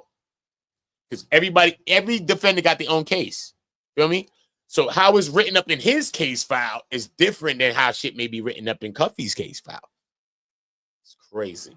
And this is what it's saying in his case file. This is Timothy Lamont Rush. Ironically, Dionne Lamont Gatling and him have the same middle name. They're friends with the same middle name. That's crazy. But Rush is his brother. And they're the 2 ones. Lorenzo Gibbs, I got some. They were saying we couldn't find nothing on Gibbs. At one point, I couldn't find nothing on Gibbs. But I do have something on Gibbs now. I'm working. So I need y'all to drop likes, get this to 100, because I'm never going to cap to y'all. And I never said Meech a rat, and I never said Cuffy rat. But I listen to all y'all opinions. But I feel the facts will come out in the end if it's real facts to come out. But regardless of the fact, I still want Cuffy free too, because I wanted them both free the whole time. That's why I started my Go petition. So go to the video, the first video on my homepage. Go in there, sign a petition, and that's it, man. Put your signature on it. That's it. That's what we doing. Period. You know what I mean? And that's not me judging anybody. I'm just saying, real niggas, real street niggas. That's what we want to do. So yeah, so let me go back a little bit more of this. So boom, right? In a reverse, look, if you just came in, Rush was implicated primarily as the driver in a connection with the purchase of sham narcotics in the DEA reverse sting operation that took place in February 2013. Rush has failed to explain how, if at all, the suppression of the wiretap intercepted evidence obtained from Gatling's phone. Tammy led to that. See? All of this shit. So you say, Tammy, look, the reason why he even caught up in the 1 charge and the 2nd charge is because what Tammy's done. Cuffy wasn't getting back for no dumb shit. He wasn't ratting and doing nothing. He was chilling. He was listed in the other paperwork in his own shit as St. Louis BMF. But yet when they locked the BMF, they ain't lock up Cuffy. So Cuffy was still chilling, regardless if I think Cuffy was high and he set himself up and those other dumb shit. Nah, Cuffy was actually chilling. If he was locked up, they'd came and locked him up for St. Louis. They didn't do that. He got locked up in some shit with Tammy. After Tammy flipped the scripts on him, after he was dealing with the script with Tammy and all that for years, since 2009, 8, whatever. And then like 2012, she flipped script on him like 2-3 years later. And he says she did that not only to set him up, but she did that also to take the script from him, which he did. That's why he said when 50 Cent tried to make it a movie, I think they wanted to make it a movie. Tammy wanted to make it a movie, but I think Cuffy said his lawyers or something blocked the deal. Because remember, Cuffy had some kind of stake in it because he did some things with this thing from the beginning with Louis Burrell. So I think he said he blocked the movie deal. So that's how come they went around the corner, 50 and Tammy probably, allegedly, I don't know, and did this show with stars and did that. You know what I mean? Instead of doing a movie deal, you never said we can't do a TV show. You know what I'm saying? So we just going to go around the corner in your ass and do a TV show. So therefore, this was where Cuffy probably had a lot of, you know what I mean, contentions with 50 and all of that. But 50's with Tammy. But the other day we seen Cuffy said he spoke to 50 and they both agree on one thing, that Meech is ungrateful. So all of this is spun onto that. So it's a lot going on with that. But let's get back to the paperwork though. Right? Boom. From Cuffy Gatling's phone would take away from the evidence derived from the reverse sting operations at the heart of the United States case against him. In sum, even if the factual issues in the Frank's motion are decided in Rush's favor, that result standing alone would not be a basis for reconsidering pretrial detention under the Bail Reform Act. Other than evidence presented at the Frank's hearing, defense counsel offered little in the way of new evidence that was not primarily considered by the court. For the reasons already stated, the evidence related to the Franks hearing is not material to the analysis under the Bail Reform Act. Evidence proffered at the hearing that was both new and material to the pretrial detention inquiry included: 1, Rush is currently sober due to his years of pretrial incarceration. 2, after years of pretrial discovery, there is nothing to suggest that Rush's role in the reverse sting operation was anything more significant than that of a driver. I'm reading shit. Thirsty as shit. Dying over this motherfucker. Please drop like. What the fuck is going on right here? Why is we not dropping it? The hell are you talking about? I'm not to read, right? Some people don't know how to read, man. Hopefully they learn, but I'm just saying. Drop a like for that. If this was the slave days and they found me reading, they would have kicked me out the house because I'd have been a house nigga because I was in the house. I'm light skinned. Then they would have put me in the fields. So go pick cotton. Okay. Then they would have shipped me on a boat to the West Indies, yeah. Had me pick plantain or sugarcane, or sugarcane. Could have been in Jamaica picking sugarcane. I know my history. Then they would have slit my damn throat, just because I know how to read, and I'm teaching some of y'all right now, like fucking LeBron Burton and reading Rainbow. I can do anything, yeah. Way to go! It's in a book, reading Rainbow, yeah, bro. I'm on a reading Rainbow right now. I'm reading to y'all.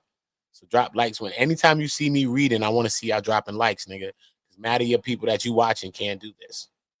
I don't give a fuck what you think. Drop a damn like. Or I just end this shit. I really don't care. Tell you the truth. I know the facts because I got the paperwork. I'm trying to get the facts to you. If you don't like that, then hey, I don't care. Just go watch the speculation videos from the rest of them. Bye. Go watch it. Go watch it. Go watch it, man. I got time for the speculation. We're dealing with facts. Boom. There is no evidence that Rush had any weapons or money on his persons at the time of the sting operation. There is no evidence that Rush has either on his own or at the direction of Gatling or anyone else perpetrated any facts of violence against a witness and a victim or suspected informant in connection with this case. And 5, there's no evidence that Rush had any involvement in the murder of his alleged co-conspirator. Morgan, the foregoing evidence, which is unknown at the time of the initial detention hearing, tends to favor Rush and to some extent makes the question of whether there is clear and convincing evidence that no condition would reasonably... Did I zoom it in for y'all? Yeah, my bad, y'all. But I zoomed it in. My bad.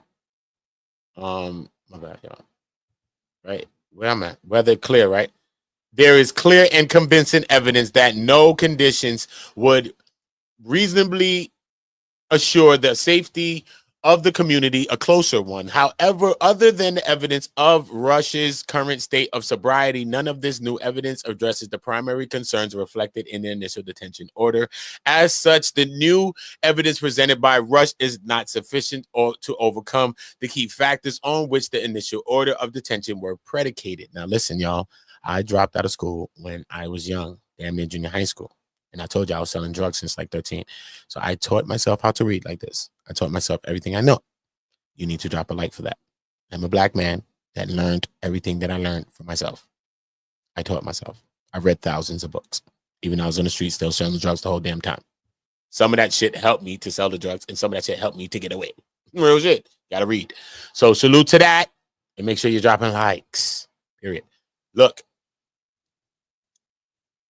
Evidence presented by Rush is not sufficient to overcome key factors on which the initial order of detention predicated, namely the presence of the rebuttal presumption together with Rush's extensive criminal history. Rush's equally extensive history of poor performance while under supervision, and Rush's apparent propensity for committing new crimes while still completing a sentence for another offense. In sum, for all the foregoing reasons, the new evidence presented by Rush is either not material to the inquiry under the Bail Reform Act, or due to the other evidence in the record as a whole, the new evidence is not a sufficient basis under the Bail Reform Act for ordering that Rush be released pending pre-trial, right? Pending trial, pre-trial release on due process grounds. Hold up, I want to see the part when it says, hold up, wait. Defendant, look, it shows that he was in trial for, look, that shows that he should be released because the pretrial detainment, which currently stands at 44 months. So he's already locked up for 44 months already. Crazy. So he's trying to say like, damn, man, I've been here, it's unconstitutional and all that. He was there 44 months. So you already see how Cuffy and them was in. And look, you be in jail for like 3 years till you even go see your case and go fight your case and all types of shit. Shit is real. This is for the young guys thinking that you want to be about the streets and stuff, bro. You're going to be in jail, fighting your case, waiting 3-4 years to even go to court. You know what I mean? Like, it's crazy, bro. It's nasty work. Hold up. I'm going to show you when they flip the script. Hold up. I'm going to show you when they flip the script real quick. Hold up. The longer the detention, the longer the prosecution, the stronger prolonging it. They said they brought us something with some sex trafficking. I was like, hold up, him? No, they were just making a comparison to if a person was charged with some sex trafficking. 50-month detention because he's saying 50 months is, I mean, I think like a limit or a standard. You should be in trial for these cases. They're saying you should be in trial you should be in jail for at least 48 months. So just expect, they say if you getting caught up in these kind of things, you should expect to be in jail for at least 48 months, period. Look, they said, look, March 2018 is the earliest this case will likely be ready to go to trial. As such, the earliest defendant can expect to go to trial is 4 years, 48 months after he was ordered detained pending trial. So you're already going to be going to jail to go sit down for 4 years, whether you win your case or you lose it. That is to young people that is watching me right now, bro. You're going to do 4 years already. That's before you go and get charged and do whatever, 10 or whatever the hell they want to do with you. You're already going to be in jail doing 4 years, 5 years. That's crazy, right? You think you're going to say, yo, fuck it, I'm going to go to court. They going to get hit. I'm going to get my time. Just go do my time. They going to move me. Nah, bro, you're going to be sitting in that little one jail they got you in years. Then then when you get trial and you get hit in your head or you beat the trial, if you get hit in your head, then they're going to start shipping you around. And that's how that's going to work. So that's for the young people. You need to watch what's going on. So it just shows you right there. Boom. I'm going to show you when they flip the script, though. Hold up. Point out the hearing. Boom, boom, boom. Electronic devices. Boom, boom, boom. Extent to which the government bears responsibility for delay. All right, cool. This is why they bear the delay, because of this. I think it's some of that stuff, too, right? Hold up. This is what got the delay. I'm going to show you. Whereas the length of pretrial detention exceeds 2 years because they're in there for longer than 2 years. He's been there for 44 months. So this is they saying why it's a lengthy period of pretrial detention has offered a due process. The court need not determine with precision the amount of pretrial delay attributable to the prosecution or assesses the extent to which the government may have been at fault for contributing delay. Because you know you could be suing against their ass like, come on, bro, y'all taking long. Like, I need to drop this case if y'all ain't gonna take it against me. It's like y'all trying to waste time. Fluff, get evidence against me you ain't got. So you try to get speedy trials. You try to hurry the people up, hurry up the prosecution, hurry up the DEA. Try to hurry these people up, the DA. You try to hurry them up so that people don't, you know what I mean? Start sitting around for 88 years. They might find some evidence they ain't got on you while when they're going on trial against you. But big courts like this, they waiting for you. See, in the Speedy Trial Act. See what I'm saying? They're going into that. However, this case became more complex due to a combination of circumstances. Listen to me, y'all. So if y'all need to watch my stream, the next one that I'm going to do, so subscribe to the channel now, because after I end this, which I've been supposed to end this, I'm doing this for y'all right now. Literally, I'm not doing this for me. I have to walk my dog. So what the fuck? I'm doing this for y'all. Drop a like. Dead serious. My dog have to pee. If my dog pee, I'm going to wow y'all up. Listen. Some of which were beyond the control of any of the parties or the respective attorneys. More specifically, during the course of this already complex case, prosecutors learned. Listen, prosecutors learned. See me, y'all? Let me make sure y'all see what's going on. Yeah, cool. I just want to make sure the highlights was going up. Y'all drop likes. Boom, right? Prosecutors learned that DEA agents from Atlanta who provided information material to the investigation were under investigation for unprofessional misconduct. The prosecutor, that's the OIG investigation that was going into Keith Cromer and all of the stuff that he was doing with an OPR and OIG investigation that led into Keith Cromer and Tammy Cowins and the sexual relationship, the money she was getting and all that. Plus, we understand from Cuffy that 5 DEA agents were fired and 1 was indicted based upon all of this stuff as well. Okay? If you didn't know that, now you know that. I just told you that. Okay? Everything I'm saying is what either from the horse's mouth or from paperwork that is the horse's mouth. This is paper in front of us. This is the horse's mouth. So this is the shit that the horses eat. They eat paper, real true paper. And so the horse mouth sounds like the shit that we read right here. That's why I said the horse eat this.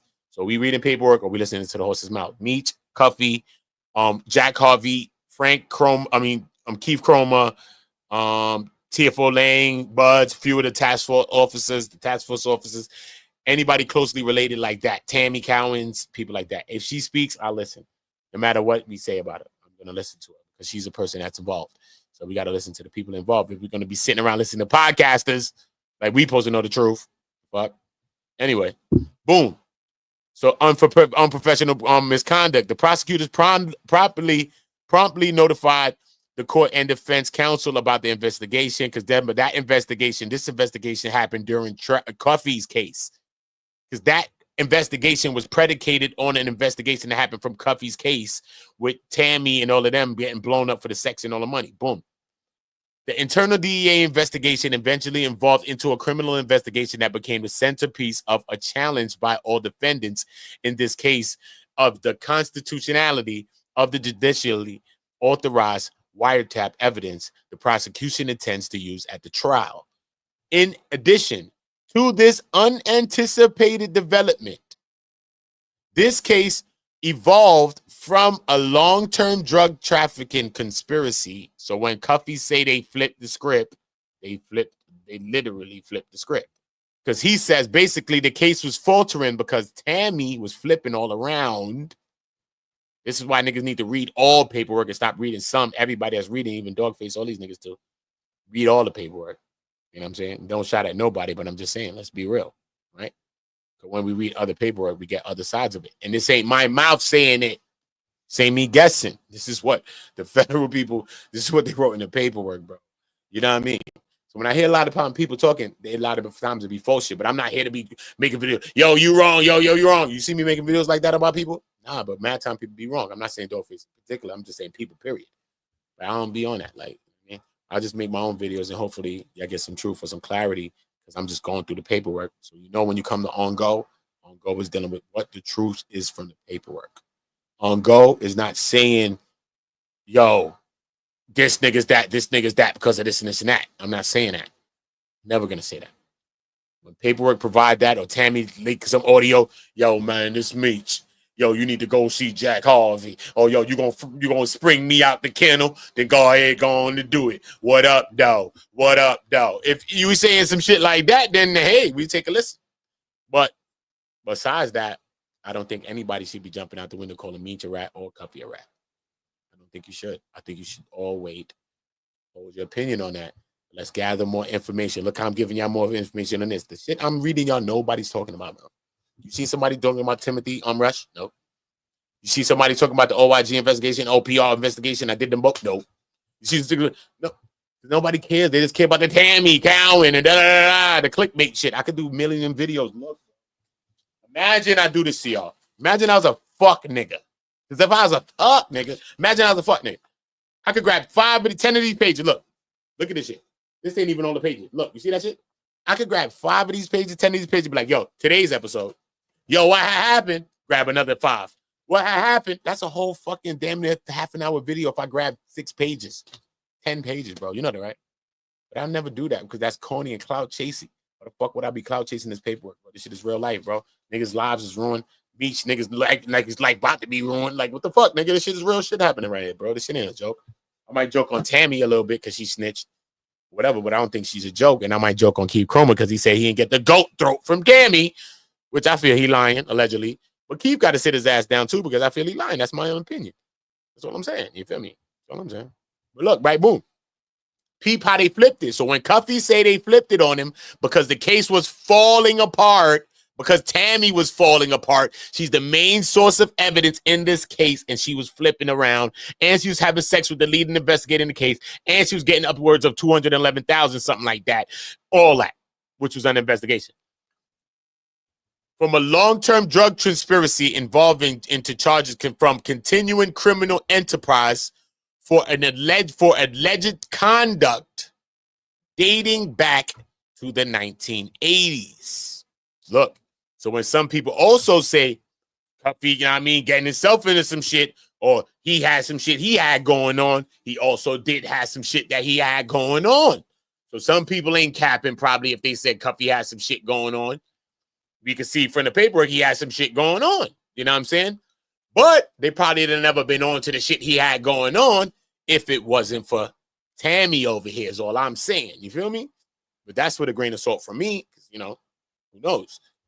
Feel me? If it's speculation, speculation. That's how we going to treat it. We ain't going to be here fact, fact, fact. Look.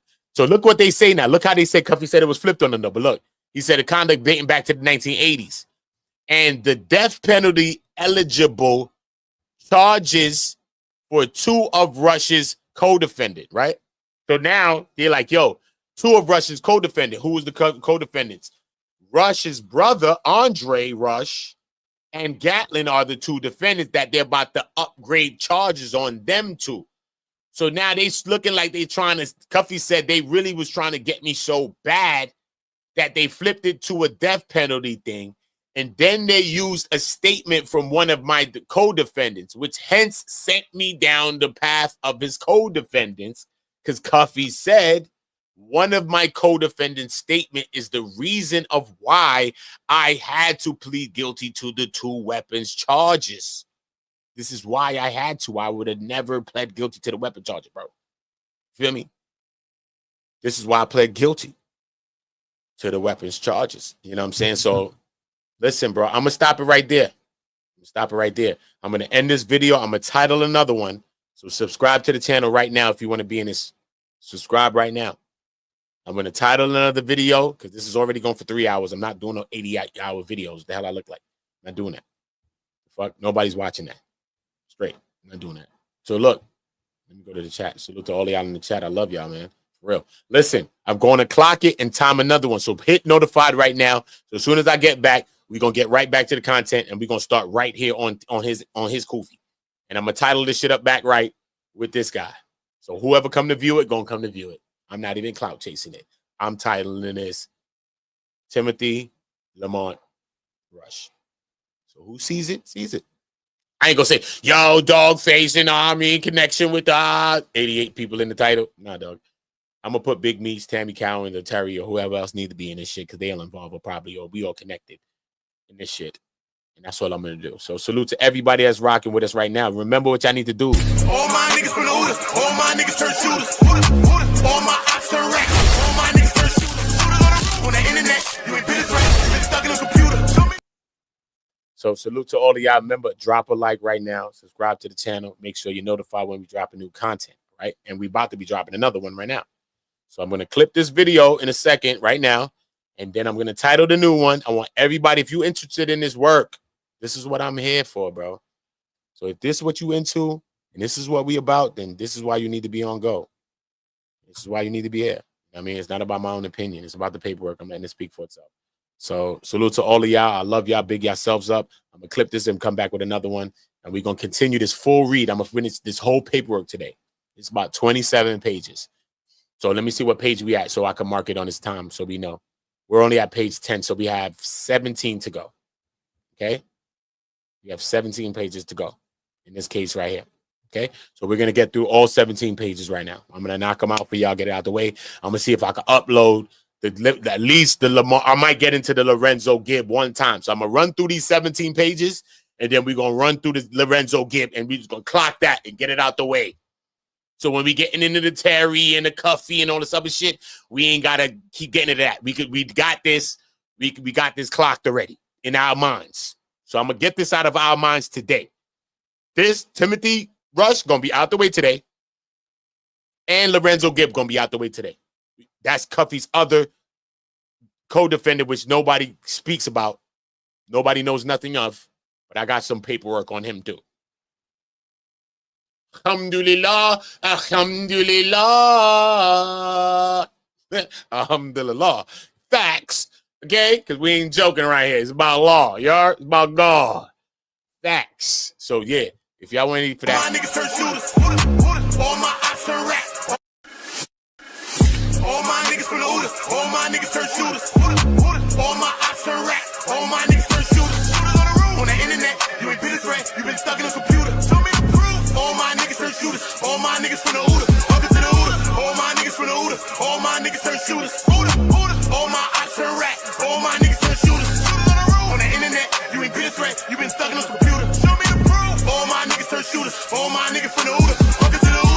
of my niggas insane. They tryna catch a mistake. Young niggas putting in pain. It in the game, all for the game. Niggas ain't playing for nothing. Went in school, laying it bang. My little nigga kill my little nigga. Full-time job not to kill niggas. Jump off the porch of the field, nigga. You was in the house, I'm a field nigga. No fuck boys around real niggas. Been a drug dealer since a little nigga, huh? Sick of the kilo, they'll kill a nigga. Fuck how you feel, nigga. To get some kilos, I'll kill a nigga too. Throw that rock like I'm Montana. Good hit, raise my antennas. G49, not San Fran. Beat the box with my bandana. Then I dip set like I'm Santana. Make you